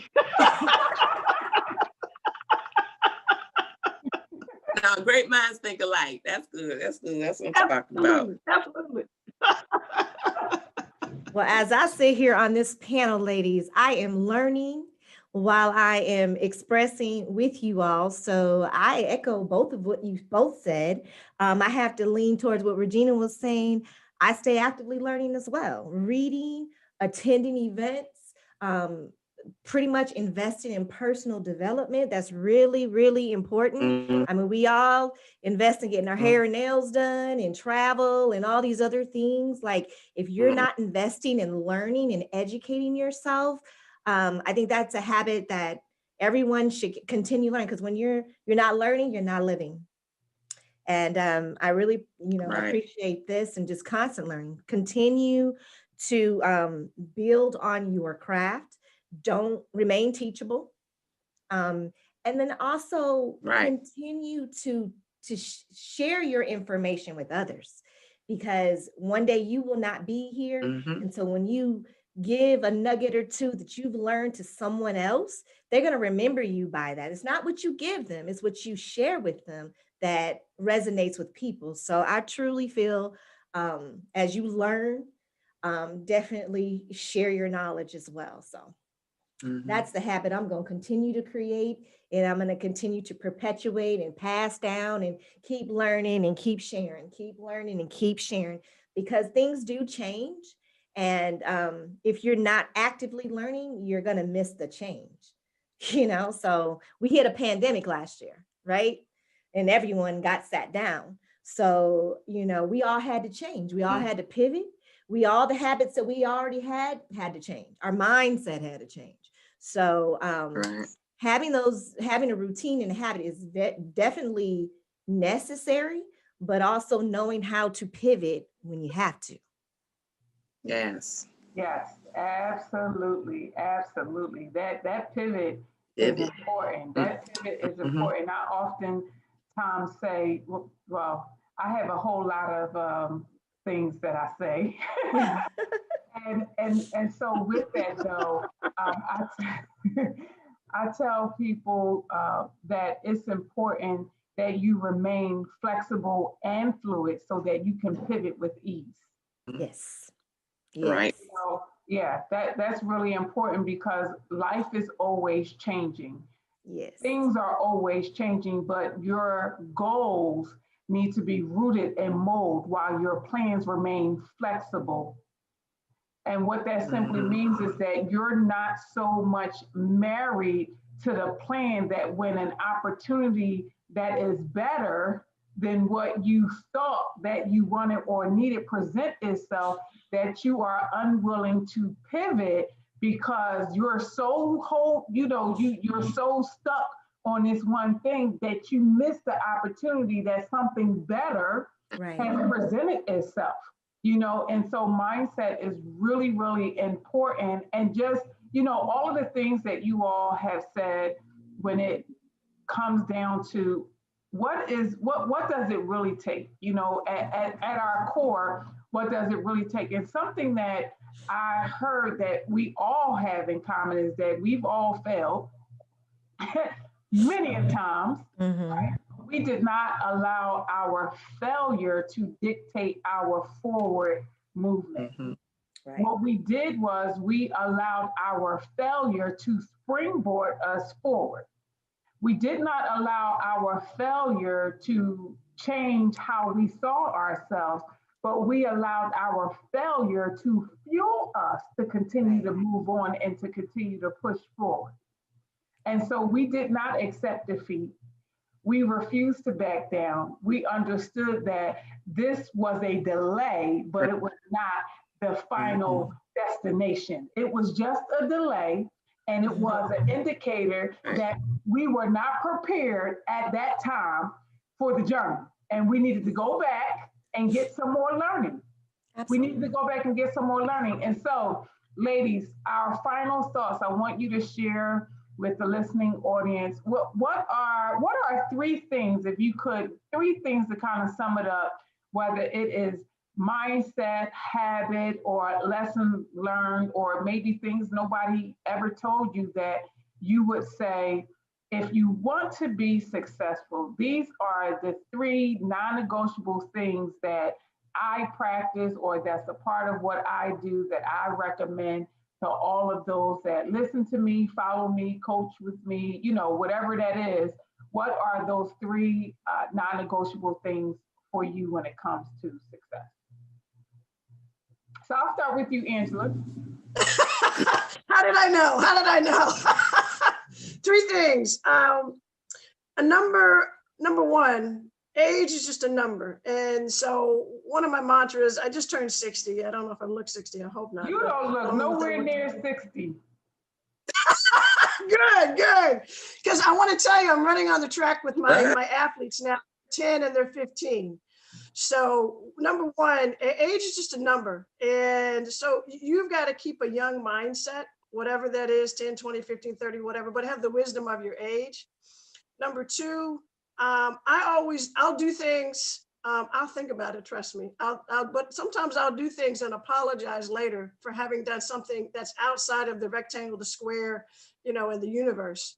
And three, don't be afraid to be different, whatever that is. Everybody's different is indigenous to them, and God gave it to you. And when it's your time to leave, that dash between when you were born and when your time to leave, you should have developed all of that, because you've been given so many gifts, and you got to make them into talents, and you got to learn how to make them turn into $1 or $1 million.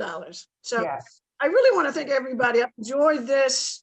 Ms. Martin, you've been an amazing hostess with the mostest, and especially during Black History Month. This has just been such a gift to be on with Ms. Tasha and Attorney Regina. So thank you. Awesome. Thank you. All right. Thank you. Regina, what's your top three?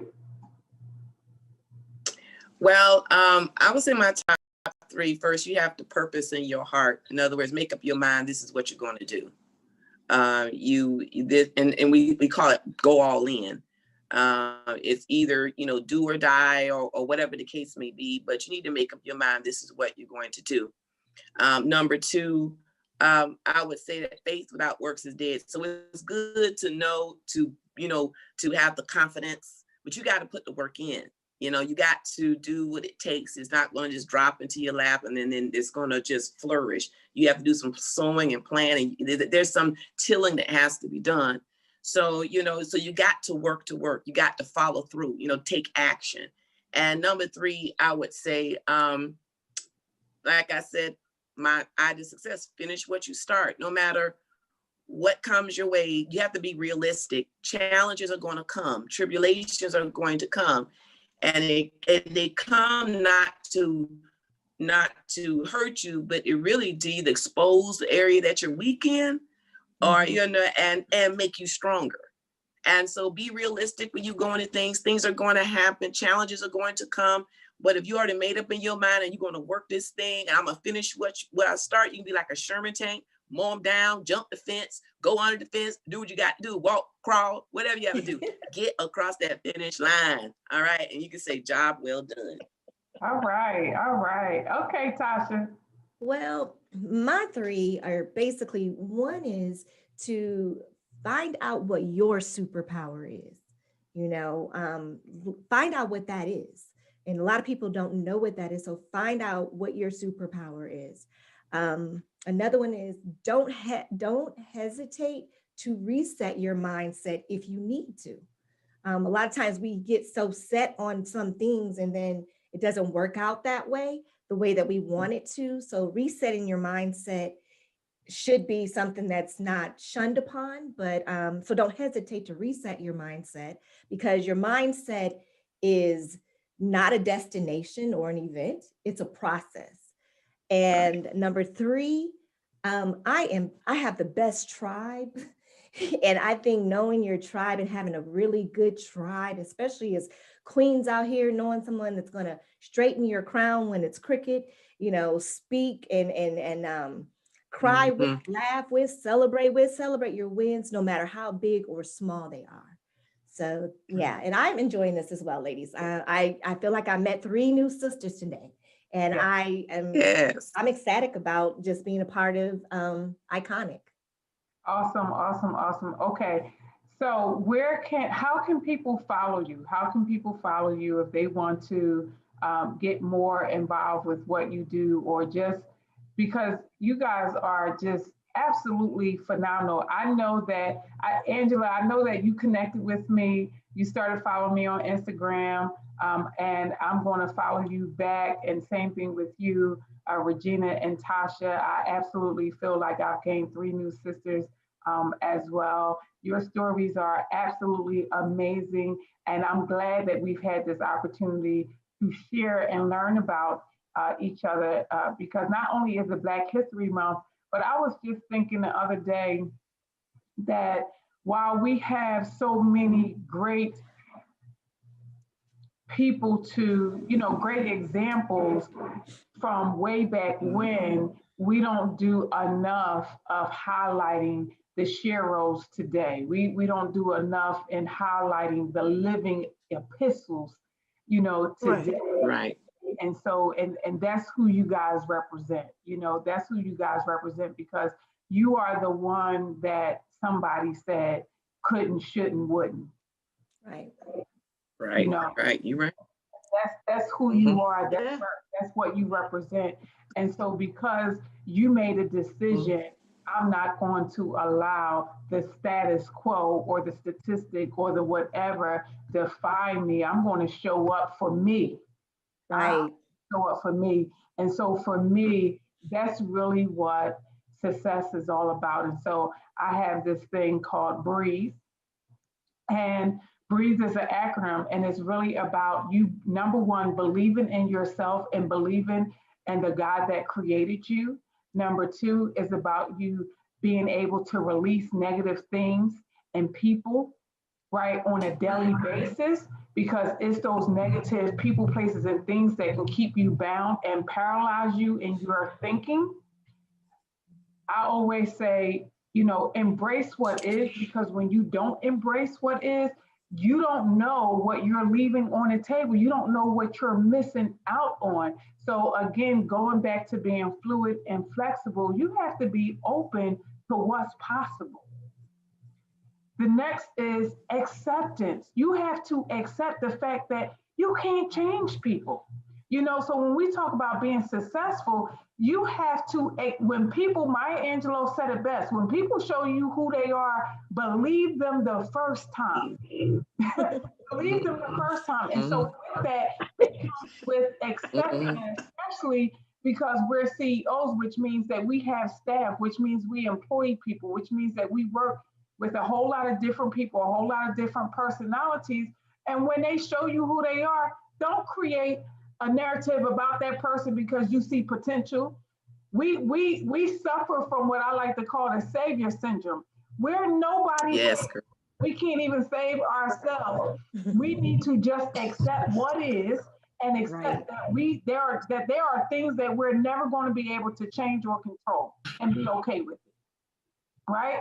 The next thing is you want to take action, because when you know better, you have to do better. If you don't do better, if you don't take that knowledge, then it's just knowledge. It's not powerful until you take action on it and make it manifest into this dream, or as you said, Angela, monetize it, right? That's when it comes, for real. And then you got to heal, right? When we talk about being successful, brokenness, there's no place for brokenness when it comes to success. Right? You have to do that inner work, which means that you have to also emotionally heal. You have to heal from past relationships in business, family relationships, friendships, all that kind of stuff. Because when you don't, it interferes with your ability to have successful relationships. Absolutely. It interferes with your ability to connect in a meaningful way. So you have to do that work as well, not just the academics, but 360, the social, the emotional, the physical, your health, all of those kind of things. The fact that you're running at the age of 60 and you're running with young people says so much, because the vitality, that you have, and the commitment to have that stability and to have the stamina to say, regardless of my age, there's so much still left in me. I'm going to go to my grave empty. So I love it. Right?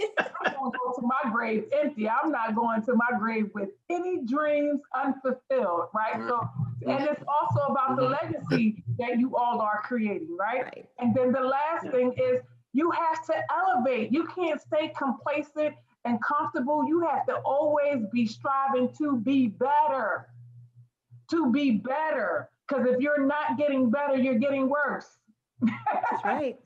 That's right. And so that is what I define success to be, your ability to breathe. So I thank you, ladies. I thank you for being a part of this iconic panel, and you guys are absolutely iconic. And thank the Black CEO, Trevor and Spalding, and the whole team for even putting something like this together. Make sure you all stay connected, because there are so many more opportunities for us to network, to collaborate, and to leverage each other's brilliance. And I am really ecstatic about what's to come, as a result of these new relationships. So I want you guys to continue to be great. I want you guys to continue to be fruitful, productive, and profitable. And so we are signing off again. Thank you, ladies, again, and continue to be iconic. Thank you. Thank you. Pleasure to meet everybody. Keep crushing it. Keep crushing it.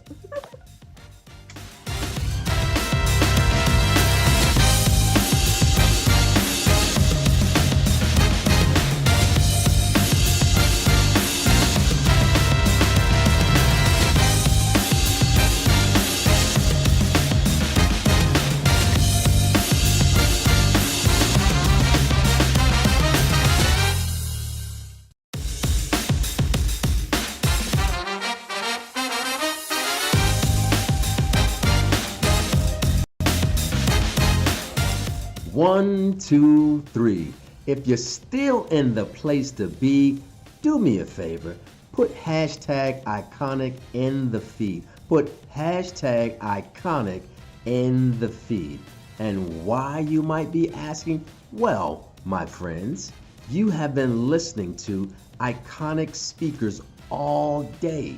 You have received iconic information all day, and you are iconic entrepreneurs. So it is only right that you put hashtag iconic in the feed. In addition to that, I want you to continue to share this out. Make sure that you tell a friend, have them to join in to BlackCEO's premier event for 2021, Iconic. In addition to that, I'd like to share with you somebody that I know that has been iconic in our past. Back in 1906, an iconic entrepreneur named O.W. Gurley bought 40 acres of land. And O.W. Gurley sold that land to other Black entrepreneurs. Watch this. Collaboration brought about elevation in that community. Collaboration can still bring about elevation in this community, but it will require you to be iconic, just like O.W. Gurley. And that community that he helped to build, that he helped to spurn, later became known as Black Wall Street.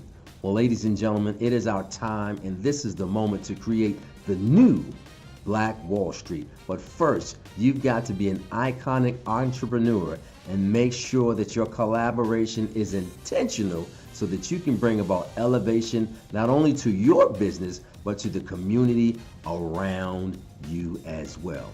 So let's get ready for the last part of the day of our Digital Mastery Bootcamp, brought to you by the CEO and founder, Trevor Otts, and the BlackCEO family. We salute you, we celebrate you, and we appreciate the fact that you have been with us this long. Day 2, Day 3, Day 4, Day 5, Day 6, and Day 7 is going to build on what we have started here today. So tell a friend, join on in, and continue to be a part of the BlackCEO, Black and Iconic Conference.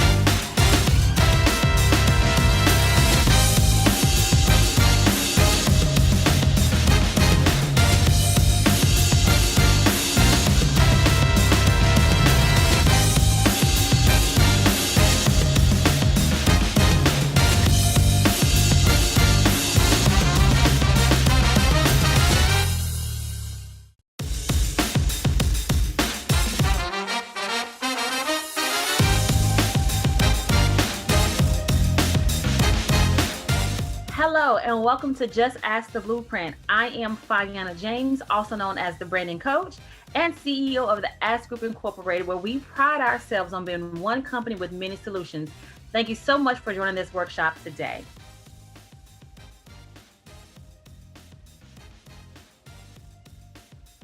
So let's jump in. So we want to get started with talking about business startup. We're going to spend a lot of time here today on the business startup side of your business, for we all know that the foundation of anything is most important. When you're building a building, the foundation, if the foundation is solid, it shall stand for a very long time. So let's get started with the business startup. What's the big idea? What is your thought? What is that one thing that you really want to do more than anything else in the world? And then you becoming an entrepreneur, you now have this grand idea. You have this service or this product that you wish to offer.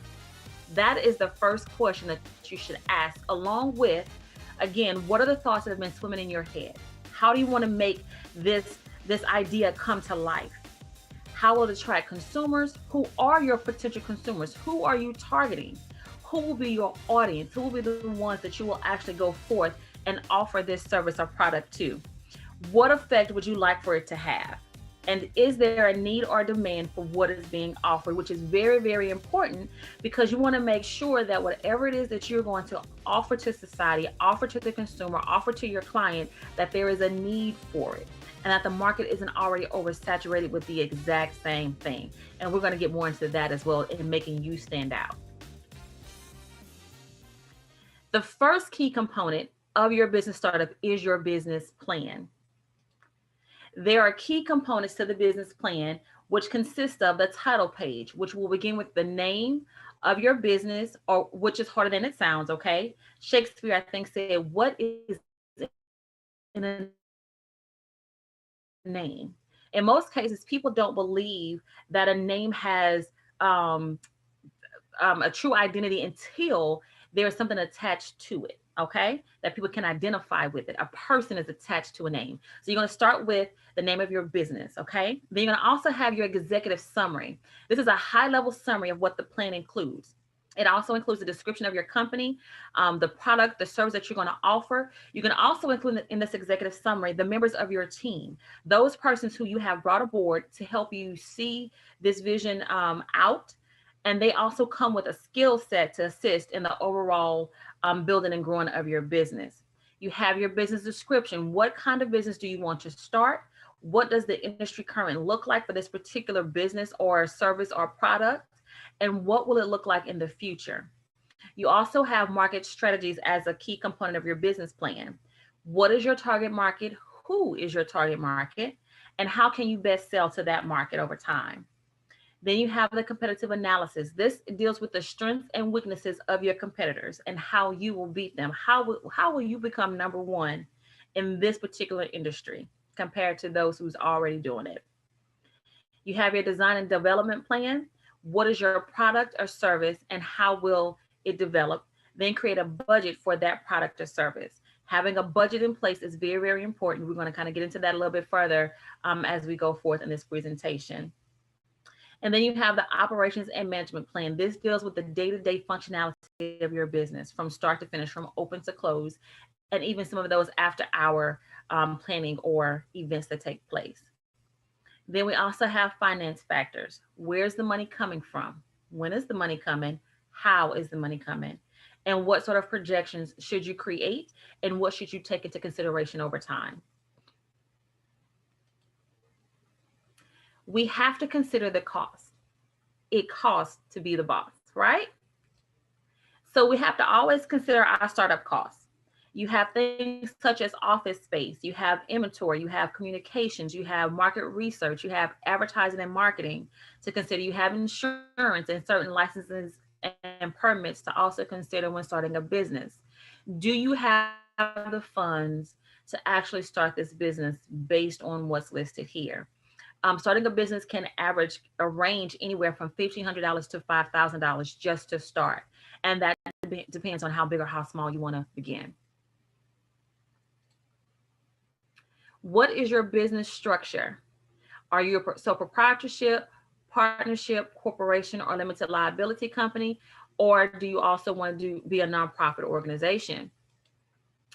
The legal structure of your business will actually be based upon how the setup is. So if you're a sole proprietorship, it's you and only you.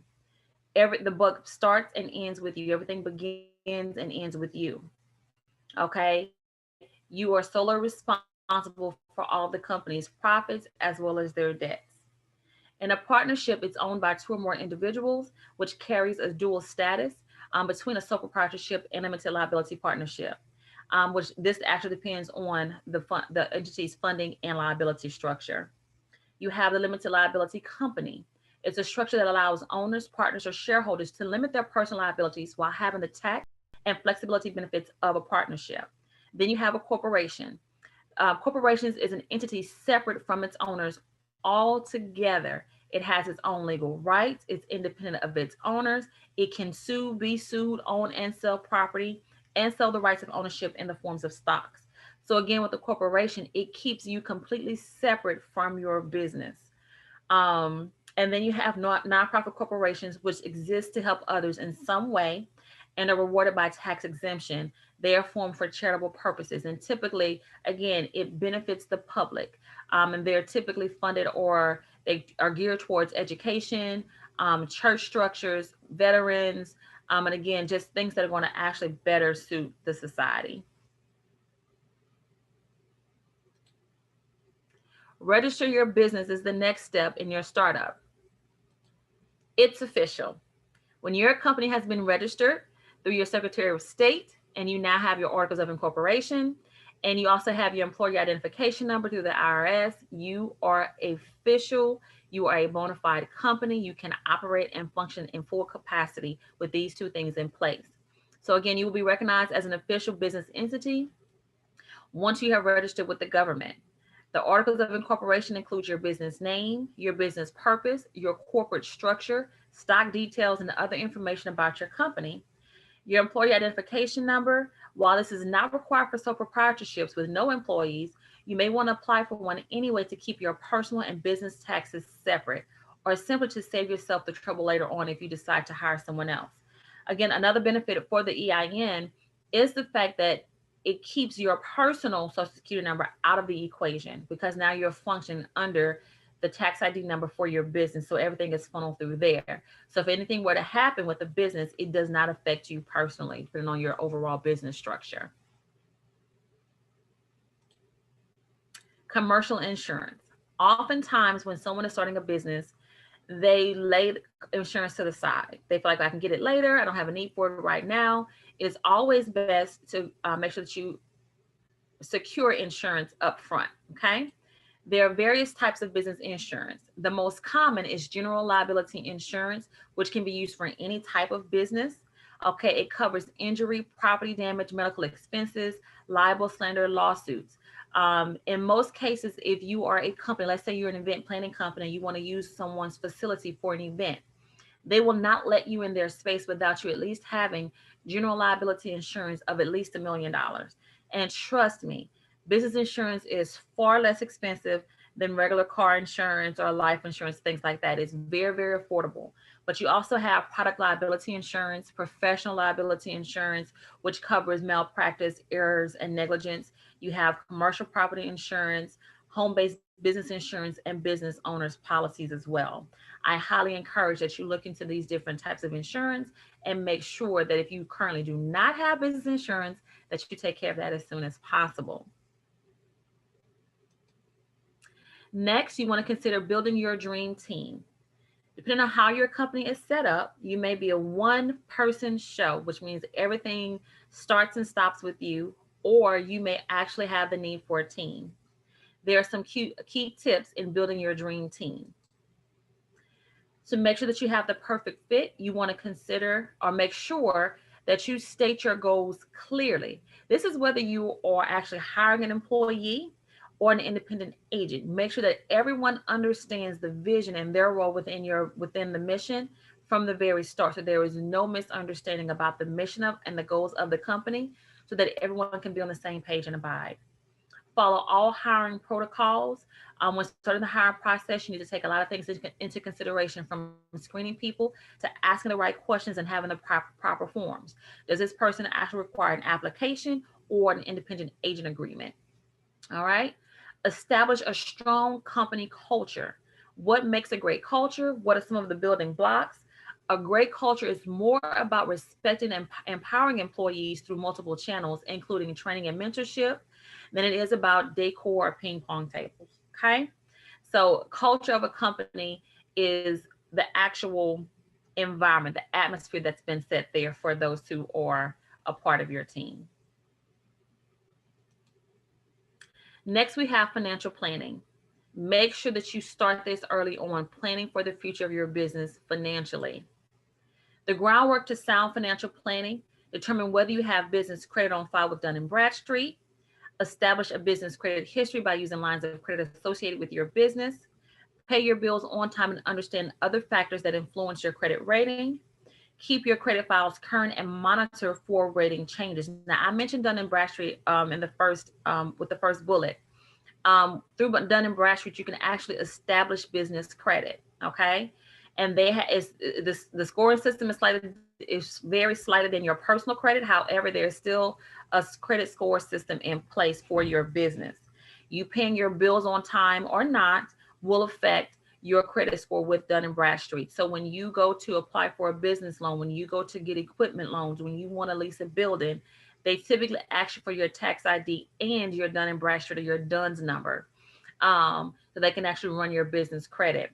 All right. Keep your credit files current and monitor for rating changes. Know your customers and vendors' credit standings as well, because they can affect your business credit also. Prove you're financially responsible with a business credit report. If you've already applied for a DUNS number, you can get a business credit report from Dun & Bradstreet. Review your business credit file to make sure it's accurate before sharing it.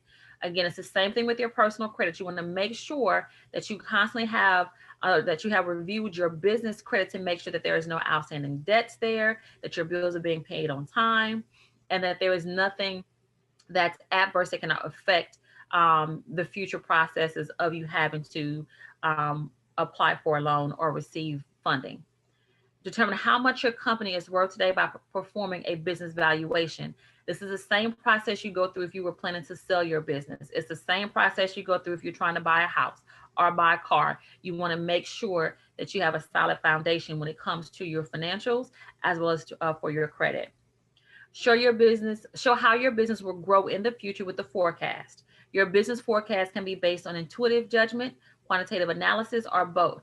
Show your projected revenue and expenses and clearly explain how you arrive at those estimations. Again, this piece can also be shown in your business plan, okay? And typically, in most cases, when you're trying to apply for a loan or you're trying to lease a building or buy a building, they're going to ask to see your business plan. So these details should also be there as well. Let the world know who you are through marketing and branding. Now, once you have the solid foundation in place, it is time to let everyone know who you are, okay? So that comes through branding and marketing. Now, one thing that I always tell my clients is you are your brand. You personally, the individual, also is a reflection of your company, the brand, or your product within your company, okay? In the marketing advertising world, branding consists of the name of your company, your logo, your tagline. Again, for the Ask Group, it's one company with many solutions. You can live up to your mission and to your motto. It consists of your fonts and the colors of your business as well, the personality, and again, the reputation. The marketing piece comes in with marketing campaigns, doing inbound, outbound advertising, having other offers, using various media channels to market your business, promotions, sales calls, search engine optimization, in some cases having leads. Those are all marketing pieces that you will actually engage in over time. For an example, with McDonald's, we know that gold M, that's McDonald's. Also, if you've been visiting McDonald's lately and their ice machine is constantly broken and not working, and you want an ice cream cone, even if it is cold, that big M, that arch is related to the ice cream machine probably isn't working today. Okay. Nike with the white check mark, the swoosh. You know, without having said the word Nike, that that's a Nike logo, that's a Nike brand. You typically know that if you're going to buy Nike, you know what you're going to get. That's the reputation of the company. Things to know when you're dealing with branding and marketing. Who is your target market? What is your goal? What is your marketing budget? It is very important that you have a marketing budget. There are a lot of marketing or advertising that you can do at no cost. However, if you want a quicker acceleration in marketing, in branding, in getting your name out there and letting the world know who you are, typically you're going to have to put some money behind it. So make sure that you have a marketing budget in place. What is your message? What are your marketing channels? We'll jump into that again, what that looks like, and what are your creatives? What are you going to use to market your business? Advertising and marketing streams consist of print media, newspaper ads, trade magazines, publications. That's more traditional. Now the technology has changed so much. The print media is used a little bit less these days. However, it's still very relevant. Okay. Broadcast media such as television and radio still ranks top of the line with social media or digital media as a whole, because of the reach that they both have, as far as being able to reach potential consumers. So if you have media buys for TV or radio, depending on, let's say, Super Bowl Sunday, if you had a commercial being played during Super Bowl, then automatically you knew how many eyes were going to see your particular product or see your commercial on that particular day. So just knowing, having that placement for media, for broadcast media in place is very, very essential as well, and can prove to be very influential. Out of home or outdoor advertising consists of static, digital, and wallscape billboards. If you're driving along the interstate and you see this big billboard sign, it's going to catch your eye, whether it's a static billboard or especially if it's digital, which means it has flash. It's going to catch your eye, which means you know how much traffic is coming down that interstate. You know how many people are going to place their eyes on that billboard. That's more traditional as well. However, it's still very effective to this day. And digital media, which is internet based. So of course you want to consider your website, but we have kind of moved more into the social media platforms such as Facebook, Instagram, Twitter, YouTube, and LinkedIn allows content to be shared and seen as well. And since we have moved into an age of social media, I want to kind of talk a little bit more. I only have a couple listed here, which is Facebook, Instagram, Twitter, and Snapchat. But of course, again, you have Pinterest, you have Skype, you now have TikTok. All right. And technology is ever evolving. So I'm sure they'll come out with something new next week. But you want to make sure that you are connected via social platforms as well. I've created what we call the PEP method. It's presence, engagement, and timing. With presence, you want to make sure that you are there to connect with your audience mentally, emotionally, and physically, because that's how and where you build rapport. You cultivate the relationship through those means. You also want to make sure that you have engagement with your consumer through social media, where they are sharing your content, they are liking your content, they are reposting your content, they follow you, they like your page, and they are also encouraging others to like and follow your page. They're joining your groups. Things are set up. The more someone engages with your page, the more others will see your page as well. And then just kind of knowing timing. What time of day to post certain, or how often to post certain content as well. Social media presence that's existing and occurring now. Be human. It's okay to be human. You don't have, your posts don't have to be robotic. Make sure again that you are relatable to those that you are trying to target. Seek relationships. That means build bonds and partnerships with other companies, whether they're doing the same thing that you're doing or offering the same products that you're offering or not. Connect with them. Again, you want as many people connected to your product, to your service, to your company, to your brand as possible. All right. And sometimes you have to step outside of your comfort zone or outside of the realm of what you're currently doing to do so. Make your presence known. Follow the trend. What is the current day trend? What is trending on social media? What is trending in society? Make sure that you connect and attach with that particular trend, and then monitor your social presence. So typically all social platforms, especially if your account is set up as a business, will assist you in having what they call insights. It allows you to see how many women follow your page, how many men, the engagement. If you post a picture versus a video, what's the engagement level? What's the reach?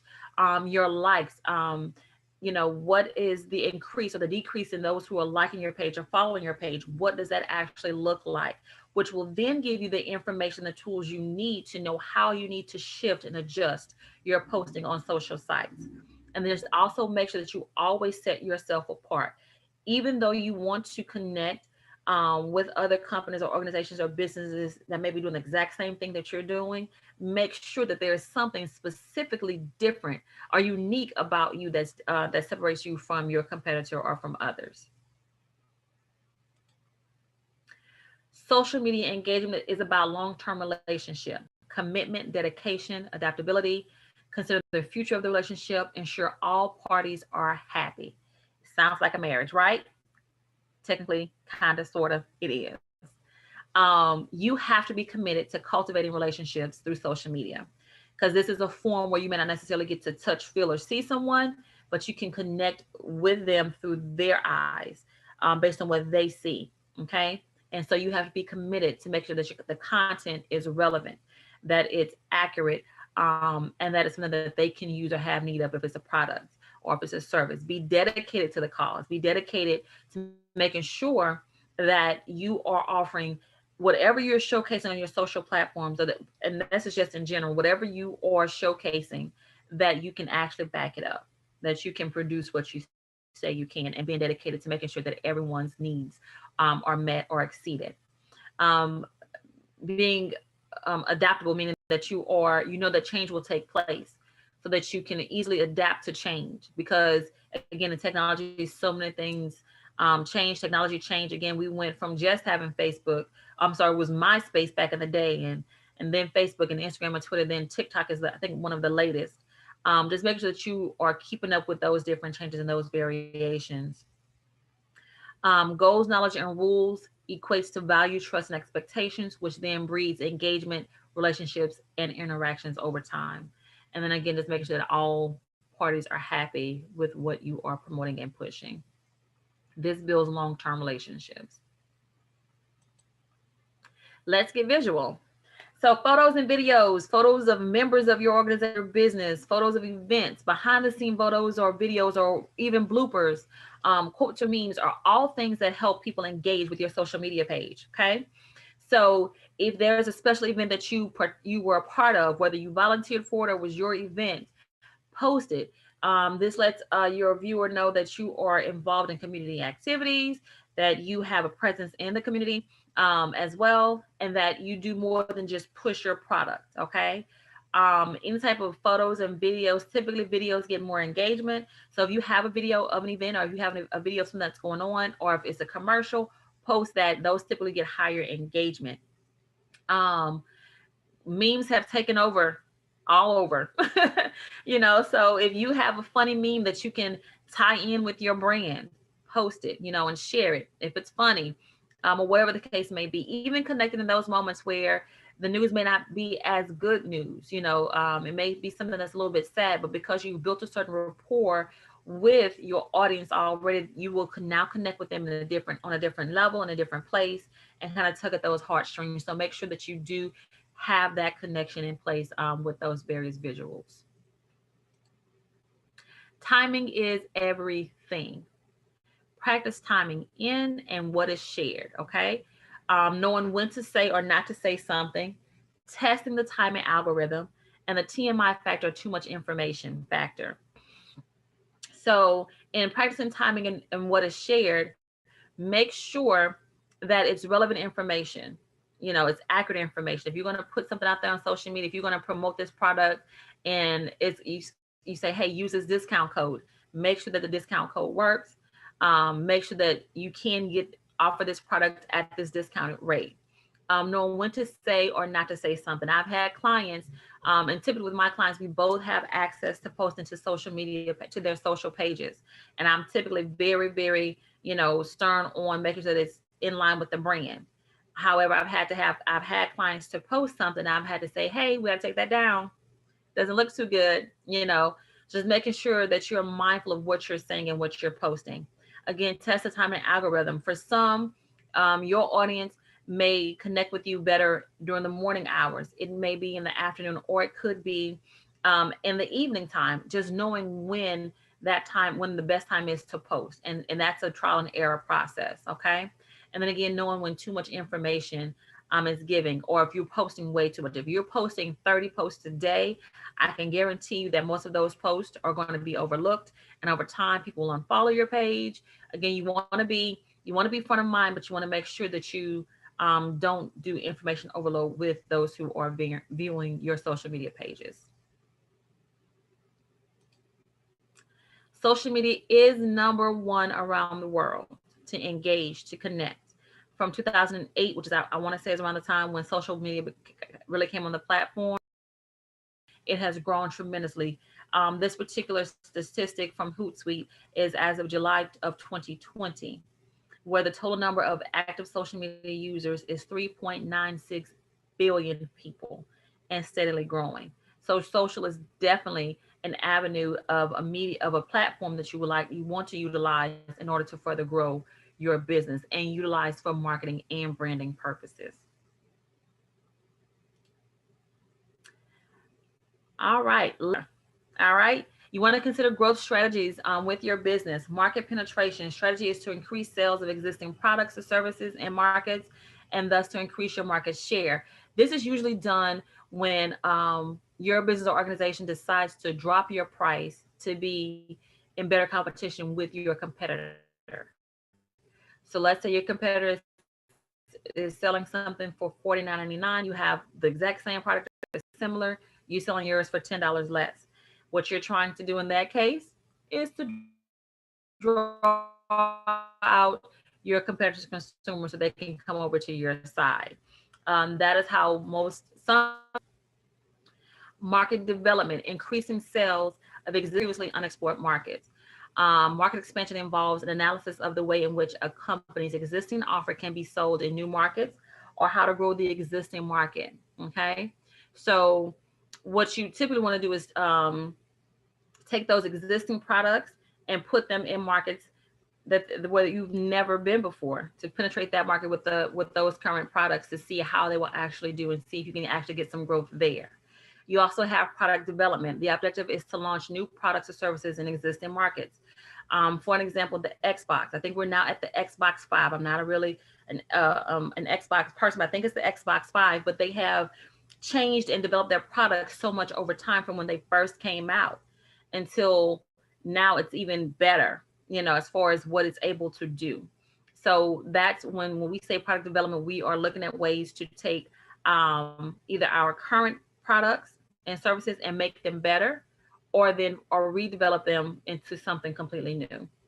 Diversification, launching new products or services in previously unexplored markets. We kind of touched on that in market penetration market development before, but this is if you are currently, let's say, in the South and you want to go global now, which is very, very risky. However, it's doable. But let's say now you want to take your product or your service out of the country.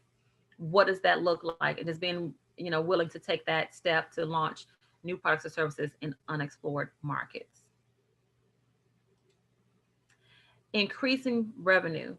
What a lot of business owners don't realize or understand is that in order to increase revenue, the key is to focus on the past and current consumers.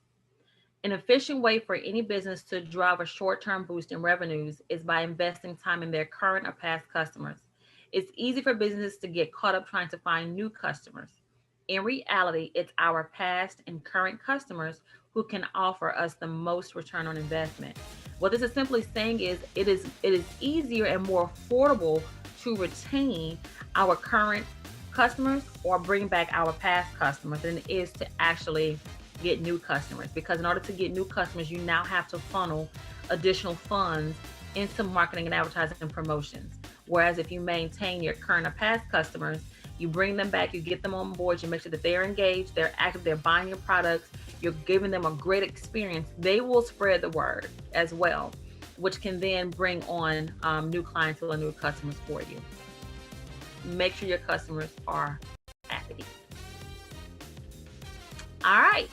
So we want to thank you guys so much for joining Just Ask the Blueprint workshop. Feel free to visit us at theaskgroupinc.com and follow us on all social media pages at the Ask Group Inc. That's TheAskGroupInc. We look forward to seeing you soon. Thank you. Take care.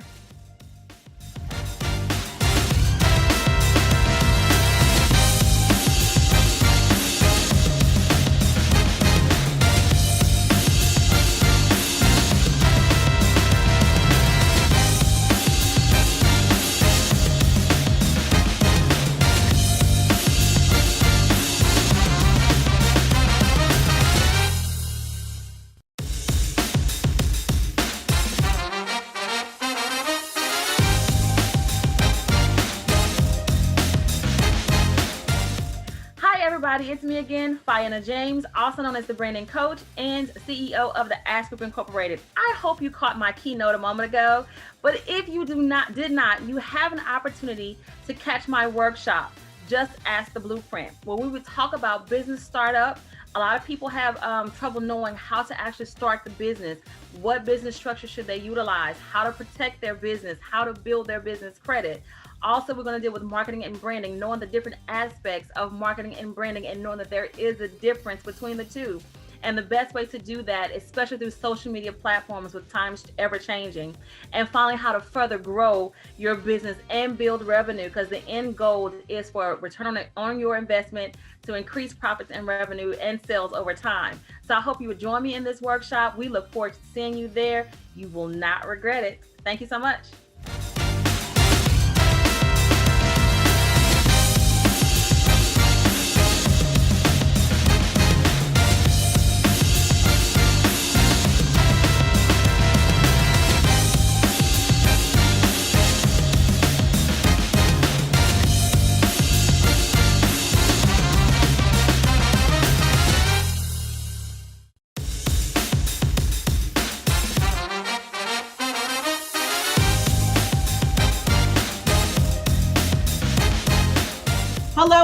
Hello, everyone. My name is Dakisha Williams, your virtual COO. Super excited to be here and to be sharing this information with you. Please know, I always say one program will change your life if you let it. One program will change your life if you let it. So over the next several minutes, I'm going to show you how you can make six figures in your business by stop making this one mistake. All right. Now, I'm going to need you to take some notes while I'm training, okay? And so just in case some of you don't know, this is the first time that you are hearing the sound of my voice. My name is Dakisha Williams, your virtual COO, #webinar queen, and I help entrepreneurs to create consistent cash flow using webinars in their business. Now, here recently, I've had conversations with clients. And so what they're telling me is that their conversion rate has decreased. They have seen a massive decrease in conversion rate when they are selling from Facebook groups. All right. So I know a lot of people, there's a lot of programs out there and a lot of strategy out there where they teach you to grow your Facebook group. They teach you to make six figures or multiple six figures from your Facebook group. Can it be done? Yes, but there is a process that has to be done, a product that has to be in place, and then a point in which you convert them into a actual client. All right. So one of the things that you first have to understand before you can even monetize a Facebook group is the anatomy of the buying behavior. Somebody type anatomy of buying behavior, or you can write it down because I hope you are taking notes. Now, there is a science to how we purchase online. There's a science to how we buy online. And I always like to make sure that we are aware that there's phases in which we as consumers buy. There are phases in which we as consumers buy. Anybody know what those phases are, right? Well, I'm going to tell you. So there's the awareness phase, the consideration phase, and the conversion phase. All right, so I don't have a lot of time, but I definitely want to make sure that you get this. There is the awareness phase, the consideration phase, and the conversion phase. Now, here's what I like to tell my students, and here's what I like to tell my clients. I use live stream for awareness, and I use webinars for conversions. I need you to write that down. I use live stream for awareness, and I use webinars for conversion. Now, there's a thing called Clubhouse too that we've used to create conversion as well, to create awareness. So when it comes to awareness are strategies that you are using in your business so people know that you exist. What are some current strategies that you're using in your business so people know that you exist? So people know that Dakisha exists. So for an example, I've been asked to be on several different platforms, especially virtual set platforms like summits. I've been asked to be on different podcasts. I do my own live streams, whether they are done on my business page, whether they are done in a private Facebook group. When you see my camera go on any social media platform, whether it is Instagram, if I'm starting a room on Clubhouse, it is to create awareness about my brand. Write that down. Jot that down in your notes. Now, the second piece to that a lot of people miss is that there's always a next step. A lot of us, we will strategically go live. We will strategically show up online. But are you giving the next steps, right? You've heard of sales funnels. And a sales funnel is nothing more than a process of that people go through in order to enter into your ecosystem. So write that down. A funnel is nothing more than a process or sequence of activities that people use in order to enter into your ecosystem, right? So if you are doing your awareness strategies, then that is the entry point to your ecosystem. Now, in order for them to get to the next phase of your ecosystem, you have to give them specific instructions. That specific instructions need to tell them what they need to do, and it should also include them opting into your list, whether it be by email, text message, or messenger bot. I just gave you 3 free strategies on how to build your email list. That's a whole nother training by itself. So consideration is when they take the next step in your process. That means that they're going to give you their information. They're going to give you their first name. They're going to give you their last name. They're going to give you their email address. If you do like I do, I'm going to ask you for your phone number. And this is how you stay in the conversation with your ideal client, with the potential client. The last part of the buying phase is the actual conversion mechanism. Conversion is where the actual cash takes place or the credit card takes place. For me, webinars has been the number one vehicle that I have used in order to convert clients into my ecosystem. Write that down.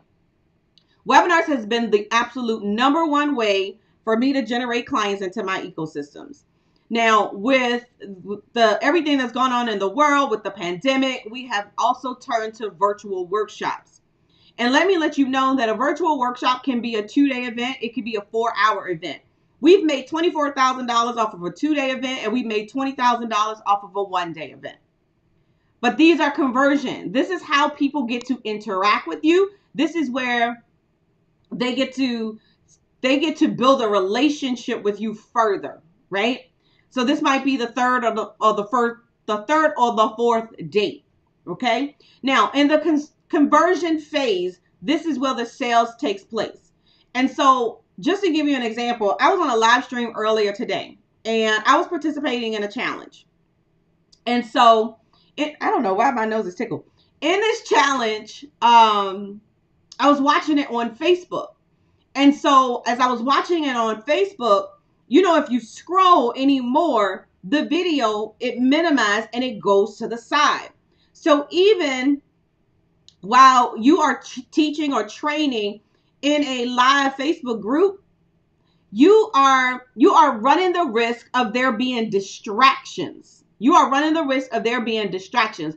And the last thing that you want when you are having a conversation where you want them to buy is for your audience to be distracted. This is one of the number one reasons why I teach my students to pull people off of these platforms, because there's so many distractions. Now that we've removed the distractions, now that you understand that there's a journey, right? The anatomy of this process. So let me explain something to you. There's a marketing pyramid, and this is why this is important. The marketing pyramid says that 3 to 5% of your audience are ready, willing, and able to buy right now. So that means that even if you are speaking to an audience of 100, an audience of 500, 3 to 5% of that audience are ready to buy right now in this moment. There's another 95% of people that are on the fence. So when you are doing a live stream only in a Facebook group, you are limiting yourself on the other 95%. Honestly, 30%, based on this marketing triangle, 30% are just not even interested. We're going to leave them be. They just want to be stuck. All right. So if you're writing your notes, just say 30% of my audience just want to be stuck. There's nothing I can say, do, or teach. Some people just like to sit on, as the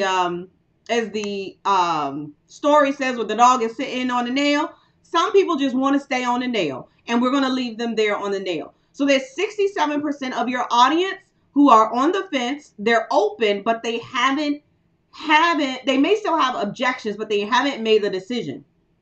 So when you actually pull people out of distracting atmospheres, you are positioning yourself to create a private space. You are positioning yourself to create a space where you can help them to make an educated buying decision. I want you to write this down. It is my responsibility to help my audience make an educated buying decision. It is my responsibility to help my audience make an educated buying decision. And so you need their full attention when they are making this educated buying decision. So that means if you are open enrollment, for your program, that means if you are selling a product, whatever it may be, people are going to always have questions. There's only going to be 3 to 5% of your audience that's like, show me the button, give me the link, and let me go buy. Right? Now, another mistake that we're making.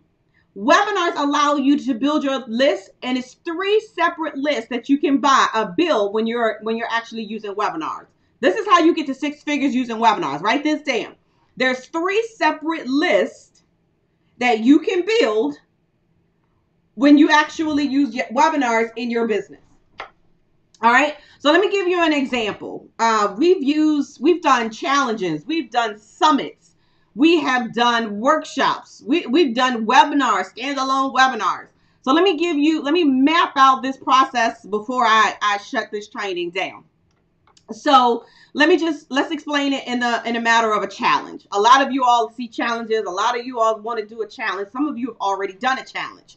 So let me just, because we use a 12-point marketing system when we launch, right? This is what I teach my students.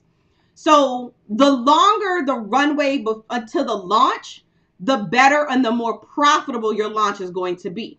So a lot of people have been taught that I'm going to use a Facebook group for my challenge. That's cool. So let me tell you the 3 lists, and I want you to write this down. An interest list, a launch list, and a buying list. This is very important. Pay attention.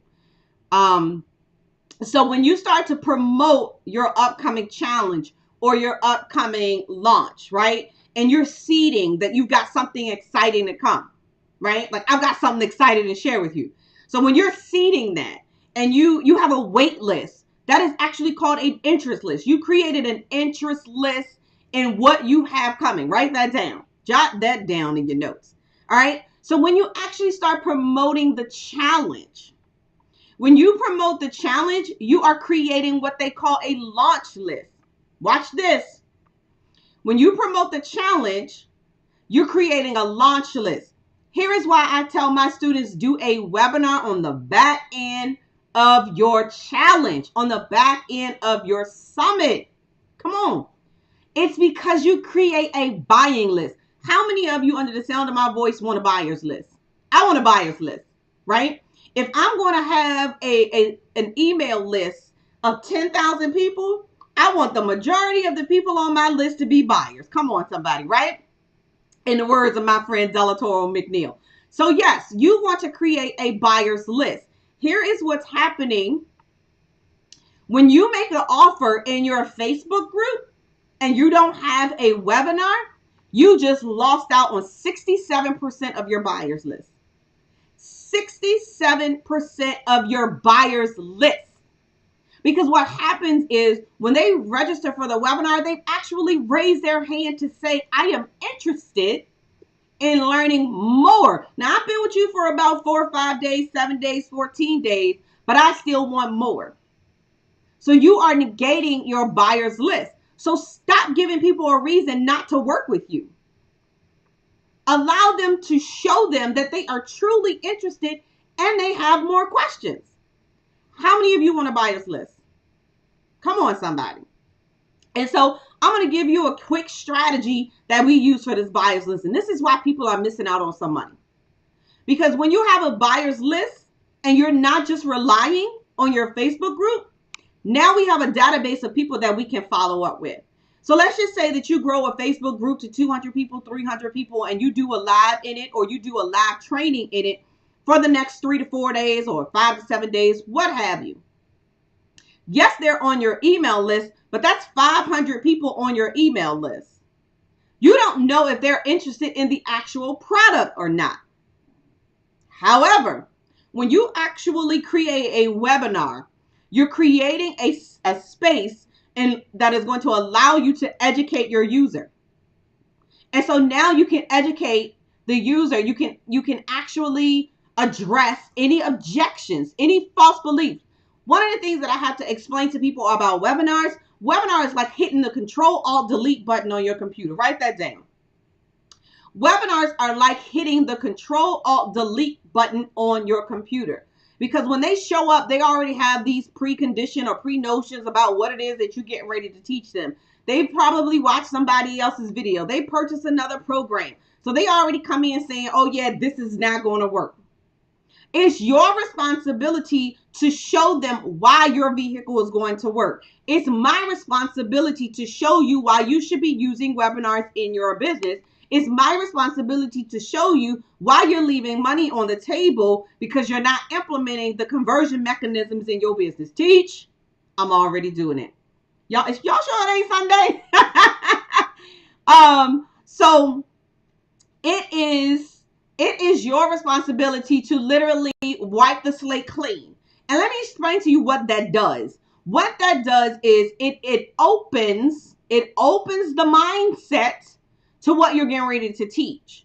So if I come onto your webinar and you already like bust my myths wide open, my misconceptions that I have, and I'll give you a perfect example. I have been thinking about YouTube, right? So if I go and I watch a webinar on using YouTube for my business, the first thing they're gonna tell me is that YouTube can work for my business, right?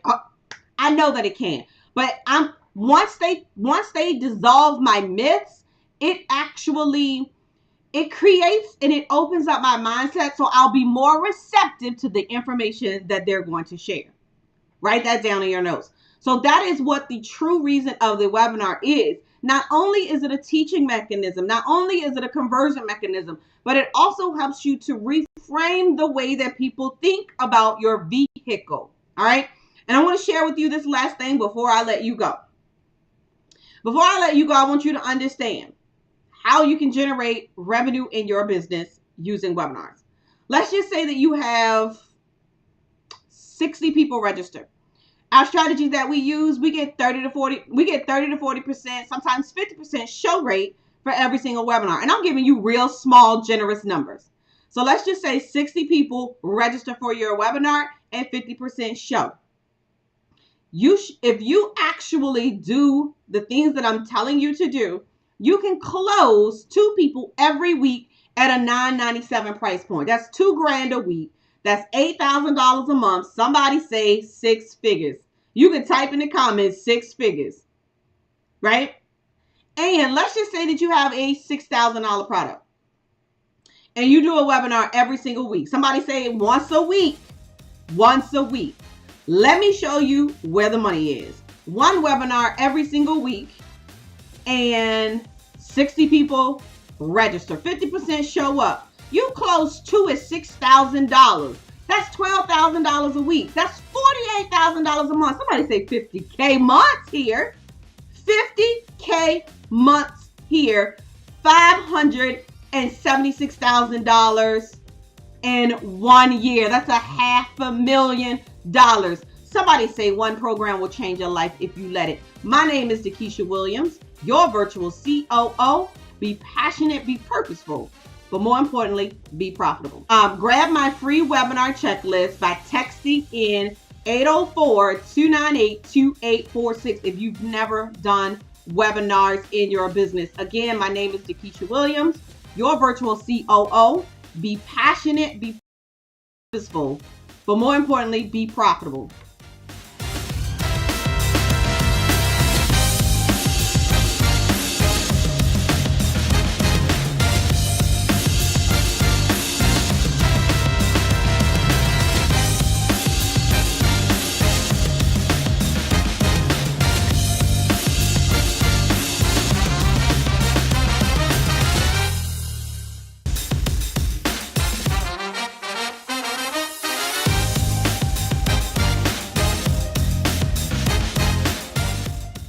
I am good. How are you?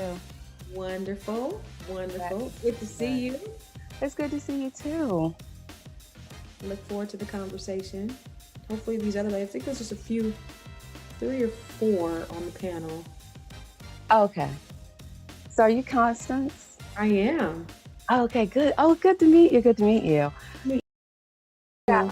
I didn't get any questions, so I don't know. Oh, I sent them out today. You didn't get them today? No, I did not. I was looking, but I sent them. yeah, Okay. I was looking. I I didn't see sent it. them about. Did you send me your bio? I did. So there was only one person that actually sent the bio, which was probably you. I sent it to you guys about 1 my time on Pacific, 106. Oh, 106. Let me look at my phone and see, because I don't recall, because I checked. I've been in national meetings all day today, virtually. Yeah. But I did check Okay. to see what was what, because I didn't know what the conversation was going to be about. It's okay, whatever's about is fine. It's really Oh. around the topic, which is the Black CEO's Guide to a Wildly Successful, Fantastically Fulfilling, and Purposefully Profitable Year. Oh my So God. our good friend Trevor Otts comes up with the greatest titles, doesn't he? He does, and I'm like, what does he mean? You know? Take a look. Let me know if you have them. Yeah, I'm looking at my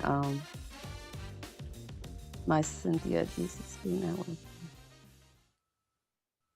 No, I don't see it. Let me see if it went to. Well, here, let me copy and paste it in the chat. Maybe it went to That way you have a spam. couple minutes to look at it. Oh, nothing in spam.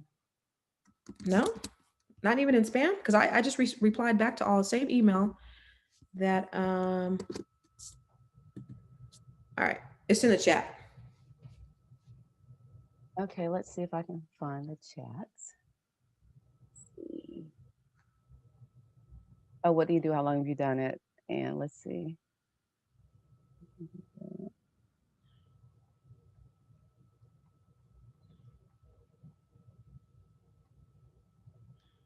So if this turns into a one-on-one interview, I'm okay with that.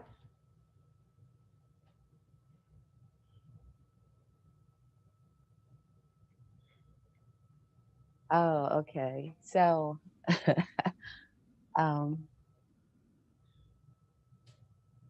okay. All right, got it. I got it. Okay, so what's interesting is that, I have a corporate job. Oh yeah? I do, and I have a business. So I do Okay, both awesome. at the same time. I know, right? I do both at the same time, but it's Hardworking not. woman, huh? Oh, wait, I just lost you. Hold on. You can't see me? Yeah, I did something. Hold on. I can, here it is. I'm back.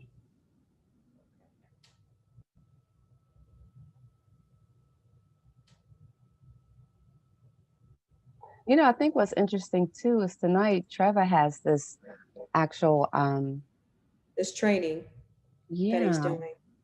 which So what sounds I'm going to do, really, let's go ahead and let's do the interview. We'll just do it an interview style, just you and I, and that okay. way we can get off in enough time to get over to air meet Mhm. and get on with everybody else. I have another. I have a. Where are you? Are you East Coast, West Well, Coast? yeah, I'm in Maryland. Okay, so you're East So, Coast. So I'm the West Coast. So right now it's 4 o'clock my time, and then I have a 5 o'clock panel I'm going to be on, and I have a 6 o'clock. So I'll be able to just sneak on over there real quick. So mm-hmm. let's get started. Okay. All right. Hey, everybody, this is your girl, Constance Carter, and I am moderating the panel, The Black CEO's Guide to a Wildly Successful, Fantastically Fulfilling, and Purposeful, Profitable Year. That was a tongue twister, wasn't it? I am with none other than the fabulous Miss Cynthia Martin right now. So everybody give a round of applause for Cynthia Martin. Virtual round of applause, virtual round of applause. So Cynthia, Yes. how are you today? I'm good, Candace. It's so nice to see you, and it's good to It's be here. good to be seen, Miss Lady. Yes, All right, so indeed. let's jump right into it, okay? Yes. All right, so first tell me, what is it that you do? How long have you been in business? And what year was your best year in business? Oh, okay. Okay. Those are really good questions because, well, first of all, let me just tell you who I am. I am Cynthia D. Martin, and I'm the author of Speed Networking, 5 Simple Steps to Sell Your Products and Services. And I have over 20 years of pharmaceutical and healthcare sales experience. So I use my skills to consult with entrepreneurs, small businesses, and corporations. And my small business that I started probably, I think like 13, 14 years ago, is gbmenterprises.com. And that's a professional and management training company. And what we do, we develop and facilitate like sales, marketing, personal development courses for corporations, for businesses, and for the government. So that's what I do. Now, Candace, I haven't always put all my attention to GBM Enterprises because, like I said, I have a corporate job too. So, what I believe that's really good to have this corporate job and the side hustle or the small business, I should say a small business because that's what it is. I mean, I learned so much in the corporations that I've worked for over 20 years. And like I said, I like to take those skills and transfer those over to entrepreneurs who many times have never been trained, under a corporate umbrella. So I know that there's a skill set that we can transfer and that we can use in our own businesses to be successful. Absolutely. Fantastic. So let me ask you this. So in your best year in business, what did you do that year? What year was that? And then what did you do that year for it to be that best year? What made it so wildly successful? Okay, so the best year, I think in my best year, I'm going to always talk about both areas where I work. In my best year in corporate, I hit #1 in the nation, Oh, wow. as a sales person. And to me, to hit #1 in the nation of, in the United States out of maybe, I think like 400 people, that said a lot. So when I did that, that's when I said, it's time to capture what I'm doing. So I put it in a book and I wrote the book to make sure that I captured what we do there. And I didn't capture it all because I made it my own because I believe in, putting in myself and everything I do. But that was something that I said I always wanted to do. And I finally did it. But in my own business, I think when I was most successful was when I started applying what I knew throughout the day to my business. And then making it even more successful when I started working with other business owners, entrepreneurs. So I had one client, and I'm going to use this client as a success because in what was it, 2014, I started consulting with a doctor, in her business. And she had goals. So we planned out her goals. We did everything we could. We got her on the speaker circuit. We did everything. And right now, she is a national speaker. She's an international speaker. She is doing some wonderful things. And her business is well over, $2-3 million. And this is a solo practice. So, Wow. and I just used what I knew and I combined with what she already knew. And then we tapped into other people who had some specialties that we just needed a little bit of a knowledge around, and we did it. And to this day, she's wildly successful. And I base my success on how I help other people.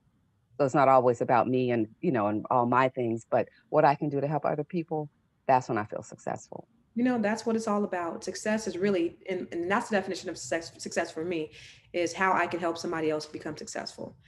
The more people that you can help become successful, that's how successful you'll be. So it's paramount that as we are on our journey to success, that we're always reaching back, helping other people. So that's amazing. Kudos to you for that. Thank you. Let me ask you this. What have you done in your business since the pandemic? Some changes that you've made to ensure that your business could stay consistent, could stay successful, can move forward.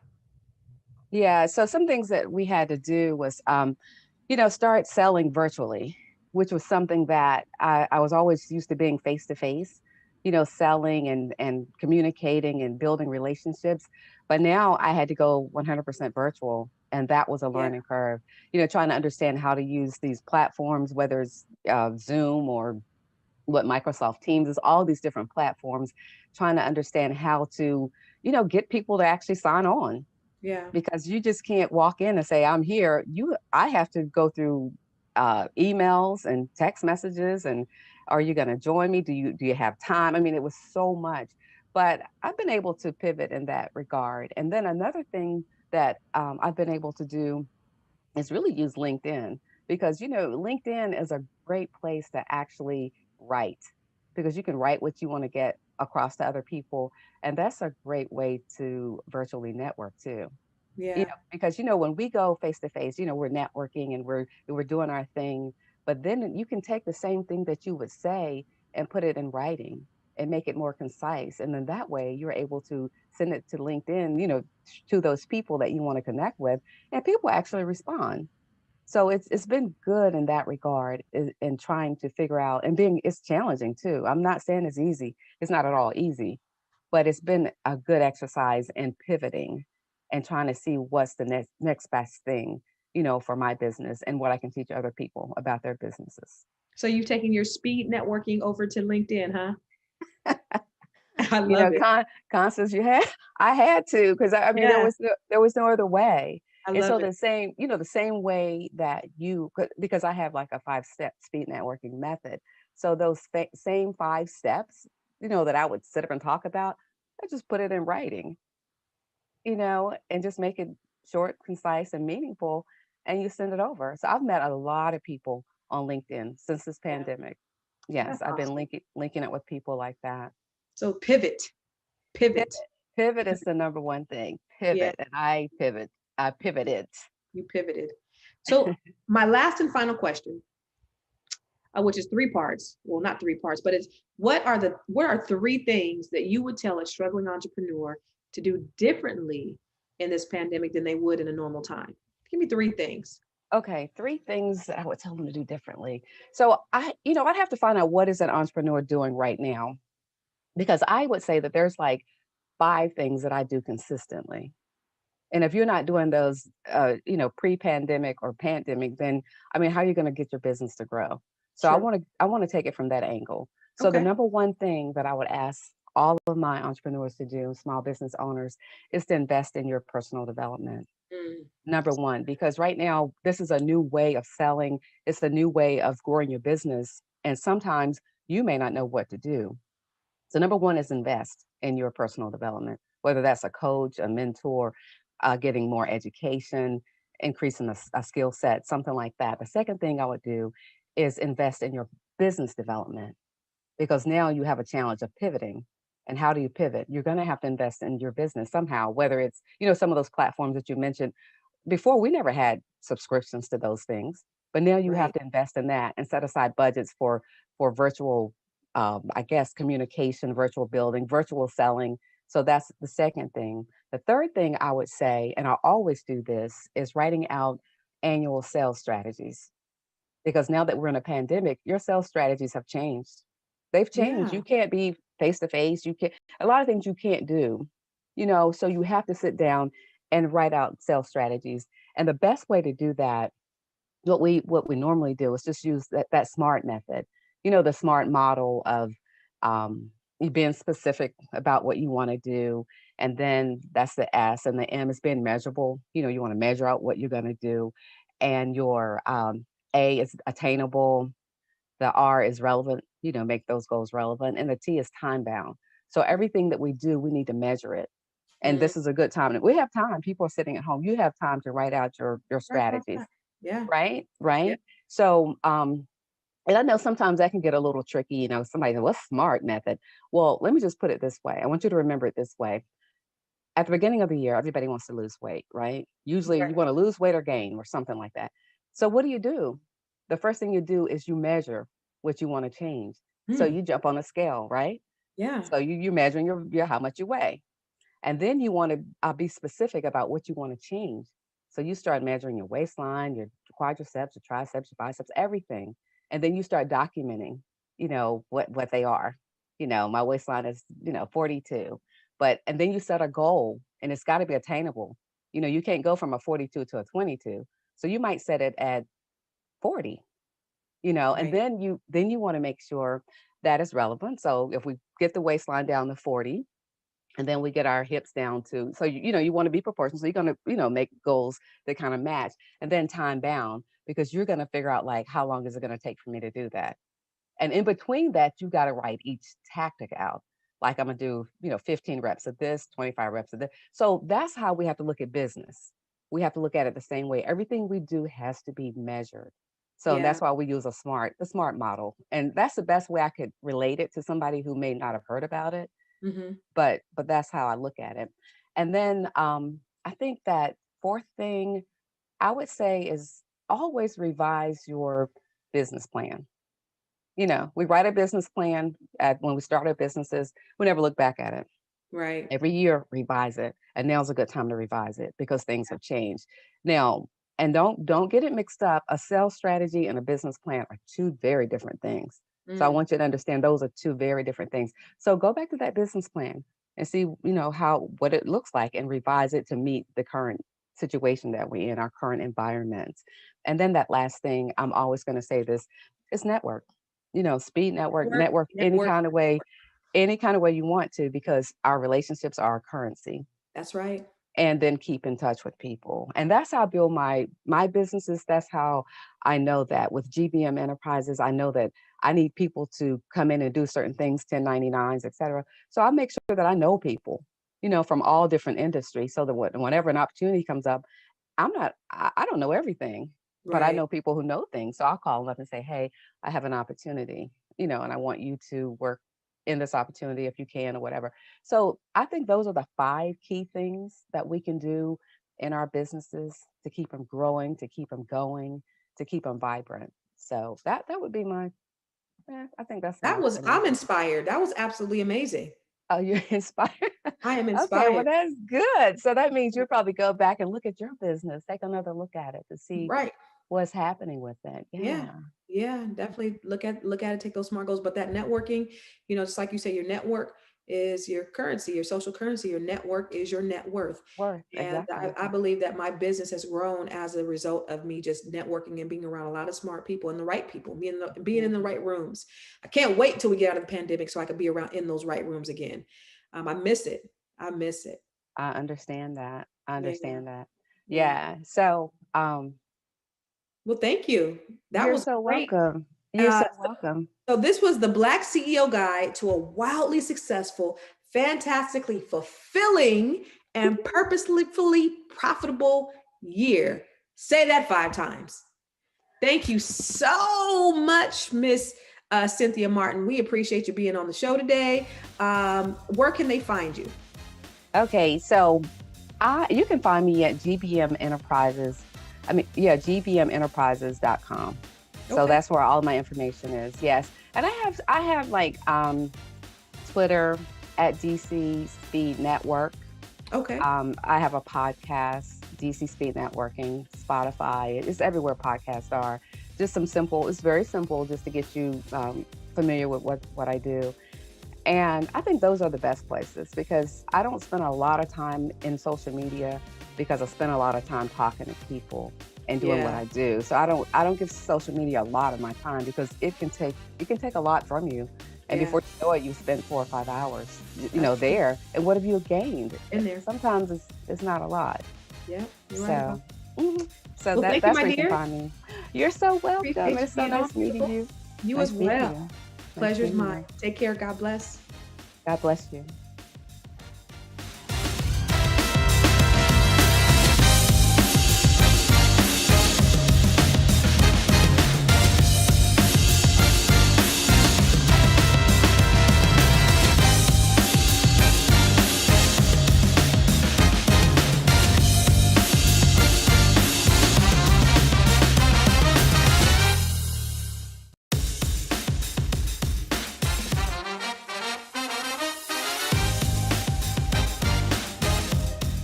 Queen, it's time to play your royal position. This is your favorite sis, Minister Nikita Davis, the proud CEO and founder of Jesus Coffee and Prayer Christian Publishing House, the #1 Christian publishing house in the land. And I am so excited, so delighted to be here at the Black CEO Iconic. Come on, let's do it. Let's do it for the culture. Let's do it for who God has created us to be. And let's do this, okay? So look, I am here because I want you to be blessed. In this season, there's no more room for us to pick up the crumbs, for us to pick up the pieces. When we move, we want to operate in obedience to the calling of our life, but we also want to operate with the ability to be deliberate. So what I want to share with you, Queen, for all of my speakers, authors, girl bosses, those who aspire to be and who actually want to build their legacy, I want to give you some tips that you can use immediately to help scale your business just as God has placed on the inside of my heart. So I want to share that with you. And the topic is pretty, popular, and broke ain't cute. Okay, so Queen, you can say that again. Pretty, popular, and broke ain't cute. So what I want to show you are five strategic moves that you can take advantage of right now to help scale your business. So can we get right to it? Is that okay? Perfect. I thought you would say so. So the first thing that I need you to do in this season to help you level up, right, is to fix your focus. And what I'm talking about is fixing your focus on the things that actually matter to you, your brand, your mission, your vision that God put on the inside of you, but also to your client and your customer. I need us to stop fixating our focus on the superficial metrics. I know we're in a digital world, especially with COVID and the pandemic and all of these things are going on and social distancing. You're watching me virtually, so who knows where you're watching this, whether live or on the replay. But when you get stuck on the social media metrics that are not adding to your bottom line, that's the caveat, that are not adding to your bottom line, you are stuck on being pretty, popular, and unfortunately for many of my African-American sisters and brothers, broke. And so what do I mean? You hear all of the gurus, I don't care who it is, the millionaires, the billionaires, the gurus, and they tell you to show up and be consistent. And that is true. You're showing up, you're pretty, you got your lipstick popping, your hair is looking good for my ladies, right? You're showing up on social media, doing your lives. They tell you to post 3 times a day, right? Or you've got your social media team doing that for you. And all of those things are fantastic. People are liking, they're commenting, maybe they're even sharing. And that's also amazing, right? But it means nothing as an entrepreneur who wants to be successful, who wants to build their legacy, if those people who are liking, commenting, and sharing do not turn into warm leads, which turns into hot leads, which turns into profitability for your business. I need you to fix your focus from the superficial metrics and begin to really get to the bottom line. It's cute to show up cute, right? It's cute to know that people like what you're putting out and the content that you're sharing. but is it leading to them wanting to do business with you? And that's where I want you to begin to fix your focus. One of the things that I tell a lot of my clients, in the publishing world, which I do that, of course, but also from a business strategist standpoint, simply take a piece of paper and pen and write down the activities that you do on a day-to-day basis. And to the right side of that, you should be able to correlate either directly or very close to that directness of that equaling money to your bottom line. If I'm on social media all day long, but then I look to the right side of that piece of paper and there's no money, no profit to the right side of that, then I have to ask myself, what type of activity is this? This is not a money generating activity.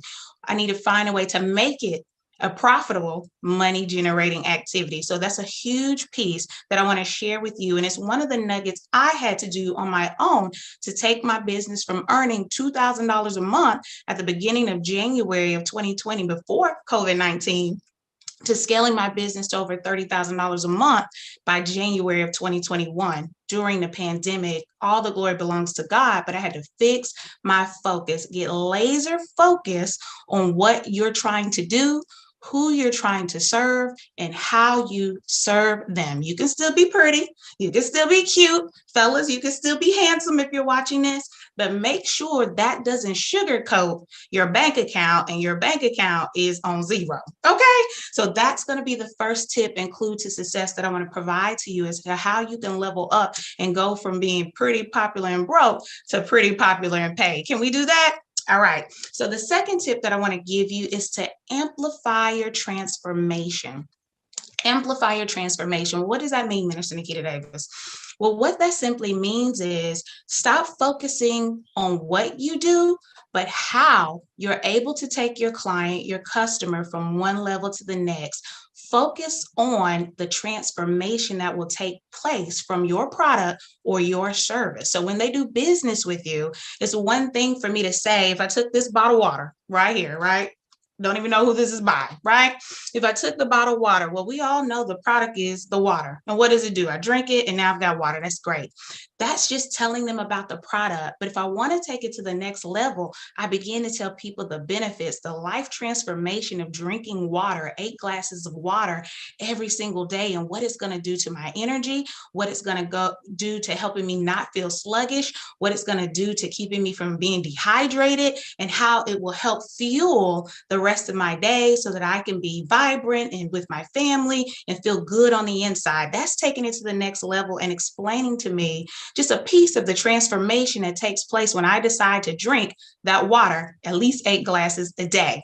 What many of us in the African American community that I have seen, we just focus on the product. Yep, that's the bottled water. And they're like, okay, that's bottled water. But you need to get to the heart of your customer. Once you fix your focus, like we talked about in number 1, on who your client is and how you're going to serve them, now you can amplify the transformation that will take place only when they do business with you, baby. So that's where we need to get clear. And that's the second tip. That's something I had to do in order to, again, elevate my business during the pandemic to a 6-figure business in the first 11 months of me going full-time in my business. Again, all the glory belongs to God. But there are some strategic approaches that I took notes on that I'm sharing with you. The third tip is to over deliver and delight. You can write that down. Over, deliver, and delight. We all know if you're here, I'm just going to assume that you add value. If you're a speaker, I know your speeches are thebomb.com. If you're an author, you might as well be a New York Times bestseller. If you're a girl boss, I know that you are providing transformation with your products and your service. And that's absolutely fantastic. If you're doing that for your customer, I need you to over deliver, meaning give them what you say you're going to give them, but find a unique way that only you can do to delight your customer. When you pay someone a certain amount of money, whatever it is, I don't care if it's $1 or $1 million, they're expecting to get the product or service that you promised. Fair enough, right? If I go to Walmart, for example, right? And I go in to get a t-shirt, it says $5.99. If I pay $5.99, I expect to get the t-shirt. That's just what's going to happen. Does that delight me? Maybe. But probably not, because I expected to get the t-shirt. I paid $5.99. I'm expecting to get the t-shirt. But if I go in expecting to pay $5.99 to get the t-shirt, and then I also walk out with, a gift card or a free consultation, or I walk out with something else that takes me over the moon, right? Then I'm more inclined to be delighted. Now, I just used a simple example with Walmart, but let's be more specific. Think about your business. Specifically, think about your speaker, author, girl boss business, to all of my queens, because that's who I resonate with. I know who my target market is, right? Fellas, I still love y'all. I want y'all to win, and I want you to succeed. But right now, speaking to the heart of my queens, my ladies, right? So I need you to find a way to over deliver and communicate how you over deliver to that customer. It's not enough just to over deliver. You need to know that your customer knows that you went above and beyond. So it's not just what you say, it's how you say it. And when you do that, not only will your customer, your client want to come back to you, but they will be so inclined to tell other people about the award-winning customer experience that you provided. Great customer service does not only belong to Fortune 500 companies, it belongs to every single service leader and every single business leader, and that includes you. Make sure you over deliver and you delight. Find a way to delight your client. If you do that, they'll come back to you and they will tell other people about your business, because no matter what the world tells you in social media, Facebook, Instagram ads, TikTok ads, all of those things are important. I get it. We do have value in those items, but nothing will ever beat the organic reach. Word of mouth is still the #1 marketing advertising tool. So when you over deliver and you can explain, articulate how you over deliver and delight your customer, they will continue to come back to you and they'll bring people to you. And that's the goal. I don't want you to just be happy. If you're really happy, you'll come back and spend money with me, and you'll also bring a friend. You understand? So that's where I need our mindset to shift. We're fixing our focus, right? We're amplifying the transformation that we bring to our customer, our client, or whatever God has put on the inside of us to serve the world. And then we're also over delivering, and we're making sure our customer, our client, is delighted on how we deliver. So step number 4 is to put your business on blast. Come on, y'all. Come on. Put your business on blast and put your business success on a megaphone. What do you mean? Well, again, just a few moments ago, I talked to you about the Fortune 500 companies. Let me just be clear and put this caveat here. No more small business talk. It's so funny, and I'll share with you very briefly, my banker for my business, I don't even allow my banker to call my business a small business, right? I just don't even allow it. The way I look at it is I am a future Fortune 500 business in the making. I am not a small business. What you speak is what you have, and is what you will see. Okay. So let's make sure we're speaking life over our business, not where we are. Faith is the substance of the things that we're hoping for, and we're praying for, and we're putting in the work for you to be a Fortune 500 business, Fortune 100, right? So let's just start there. But then you want to make sure that you tell the world about your business. Media, marketing, PR is not just for the rich. It's not a luxury anymore. It is something that the everyday business owner should have. That includes you. If you're a speaker, if you're an author, if you're a girl boss, and for the fellas, if you're a boss as well, you need to be in the limelight. A city upon a hill cannot be hidden, okay? And you, my friend, are a city upon a hill. So what that means is you're going to need to make sure the world knows about what transformation you bring, your business brings, your product brings to the table. So how do you do that? You get connected with media and PR. Now, in all fairness, Jesus Coffee and Prayer, yes, we do the publishing, we do the media, the PR, and the marketing as well, but this is no pitch for me. I don't care who you do it with. As long as they are integral, they get you results, and they do what they say they're going to do, then that's fine. But just make sure you get it done. It needs to be a part of your monthly budget, your quarterly budget, your fiscal year, your budget. You have to have media and PR. So when you're providing all these amazing transformations to your clients and they're DMing you, they're emailing you, they're sending you texts, you need to bundle that all together, and you need to be able to effectively tell your business story. And when I say your business story, I'm talking about more than when you started. Oh, this was the gift, the idea that God gave me. Yes, that's cool. Share that. Absolutely, you can put that in the blogs too, but I want to be specific. The whole goal in being deliberate in this is getting more people to spark interest so they can become warm leads, hot leads, and they want to connect with you to do business with you. So find a way to get on your local news, find a way to get on NBC, CBS, Fox, and just a host of other publications, whether nationally or international. Get into reputable, I'm gonna leave a point right there, reputable magazines that will help advance your message, your brand, and your mission, right? So make sure you're getting connected in those areas. Again, whomever you want to use, it doesn't have to be Jesus Coffee and Prayer. Just make sure you do it because your business is worth it. And so are you. I will tell you by far, there's a few things, but this is one of the biggest things that my team has been able to do for our business that truly helped us skyrocket.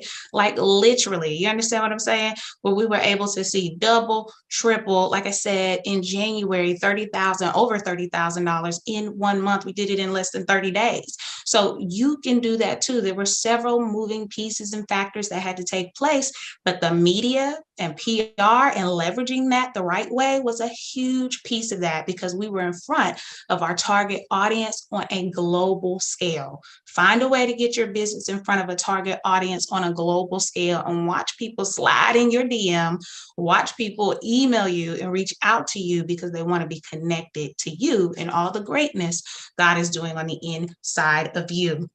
The last piece that I want to provide to you that has been pivotal in me being successful in my business during the pandemic, again, over 6 figures. My goal is to hit 7 within the next 1 to 2 years. And based on trends and data, I definitely will be able to do that. Again, all the glory belongs to God. But the piece that I want to provide to you is collaboration. And I know it can feel like that is a beaten horse. Oh, everybody says collaborate, collaboration over competition. Well, I'm going to say it one more time. Maybe it'll hone on in, it'll get on the inside into your inner ear. Collaboration over competition.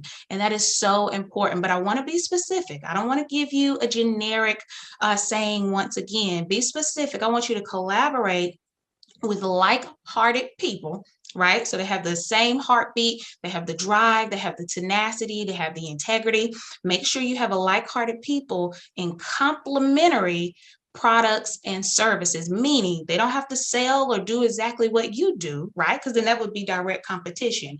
But if they're complementary, meaning your audience will find value in what they have and how they serve, and their audience will find value in what you have and how you serve. So you can connect with like-hearted people and y'all can come up with a strategy plan to where you're helping promote their initiatives and efforts, and they're helping you. You're cross-marketing, you're cross-pollinating, and along the way, you should, if you do it right, you should be able to pick up some of their fan base and they will be able to pick up some of your fan base. That, my friend, is what you call a win-win. And all of 2020, if you check my timeline at Jesus Coffee and Prayer, that's exactly what I did. And that's exactly what we're doing already into 2021, connecting with other like-hearted women who love the Lord, because I am, ordained minister, and I'm not going to make any qualms. I'm unapologetic about my Blackness, and I'm unapologetic about my faith. Okay. And Jesus is my source. That may not be everyone's source that's watching this, and that's absolutely your choice. But what I'm trying to explain to you is that collaboration beats competition every single time. If you take these 5 tips that I just provided to you, and I know it was on a high level, you will see your profits grow. You will quickly move from being pretty, popular, and broke which ain't cute, sis, to moving to being pretty, popular, and paid. And that's the goal that I want to provide to you. It's not enough for us to just show up and everybody likes, and we say we have a business, but when we look at our bottom line, we're not making any money. And that, my friend, makes no sense. And so I want you to grow. I want you to be prosperous. I want you to win. I want you to soar. And I want you to get in the game for 2021. Again, 5 tips that I want to provide to you is fix your focus, amplify your transformation, over deliver and delight your customer, put your business on blast, and put your business success on a megaphone by leveraging the media, the marketing, and the PR. Get with the right person to help you there. And make sure you collaborate. Collaboration over competition still wins. And if you do that, you will go from being pretty, popular, and broke to pretty, popular, and paid. Queen, it's time to play your royal position. Please make sure you connect with me. Again, my name is Minister Nikita Davis, the proud CEO and founder of Jesus Coffee and Prayer Christian Publishing House, the #1 Christian publishing house in the land. And we're so excited. We're also the owners of the Women Win Network, a new television platform that'll be kicking off this spring. Make sure you connect with us. Follow us at Jesus Coffee and Prayer on Facebook and Instagram as well. It's the same handle. Or visit our website at www.jesuscoffeeandprayer.com. I love to hear from you. I can't wait to celebrate your success. Have a blessed day.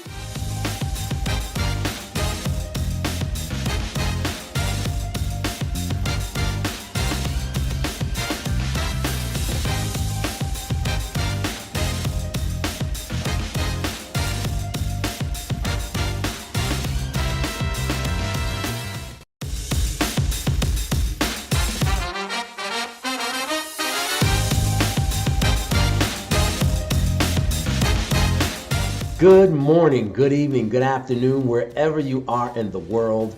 My name is Robert Antoinette, and I serve as one of the hosts for BlackCEO's premier event of 2021, known as Iconic. And I'm so excited to share this stage with business owners, with thought leaders, and influencers who have impact around the world.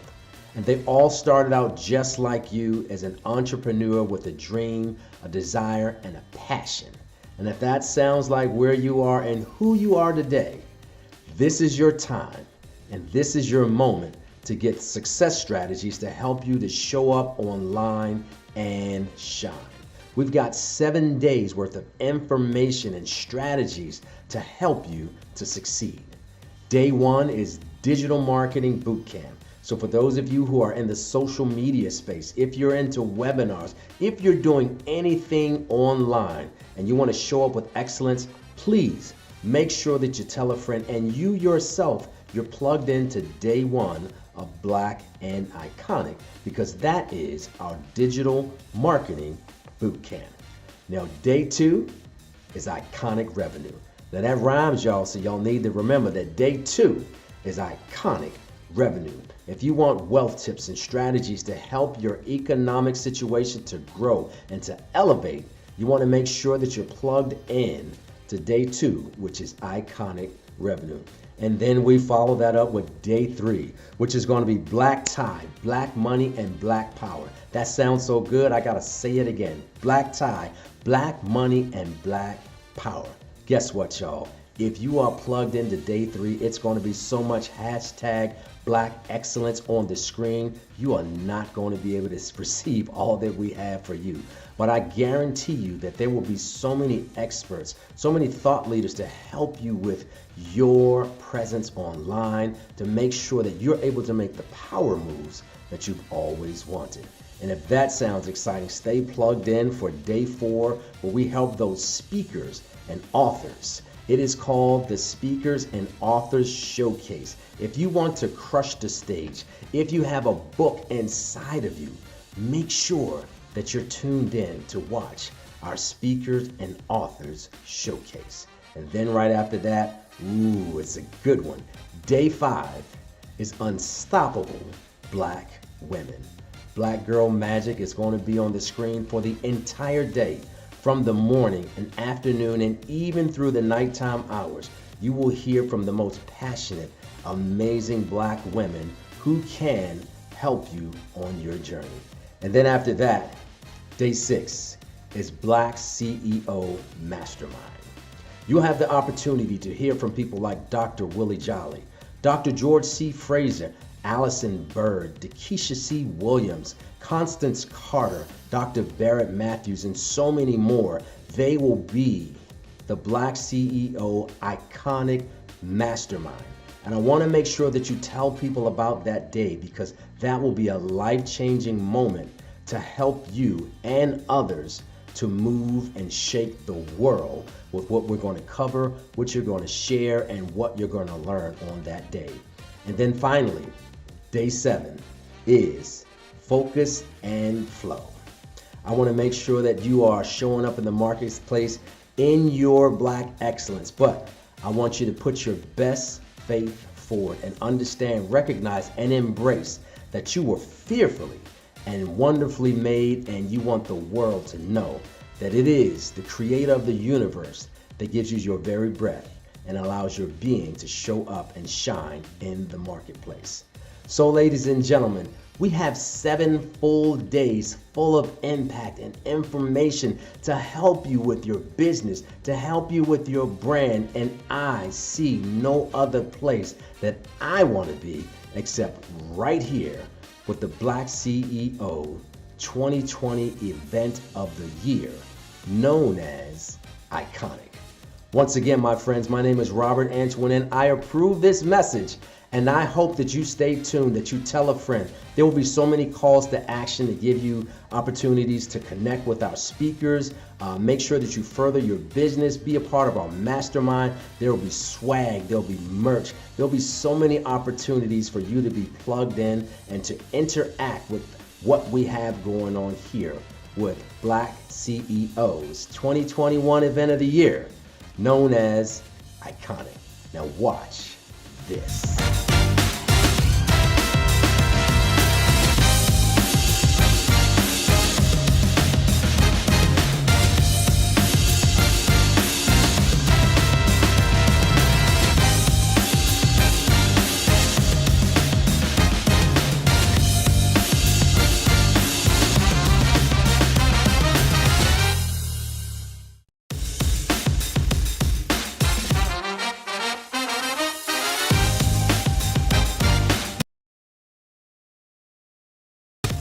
Hey man, I got a crazy question for you.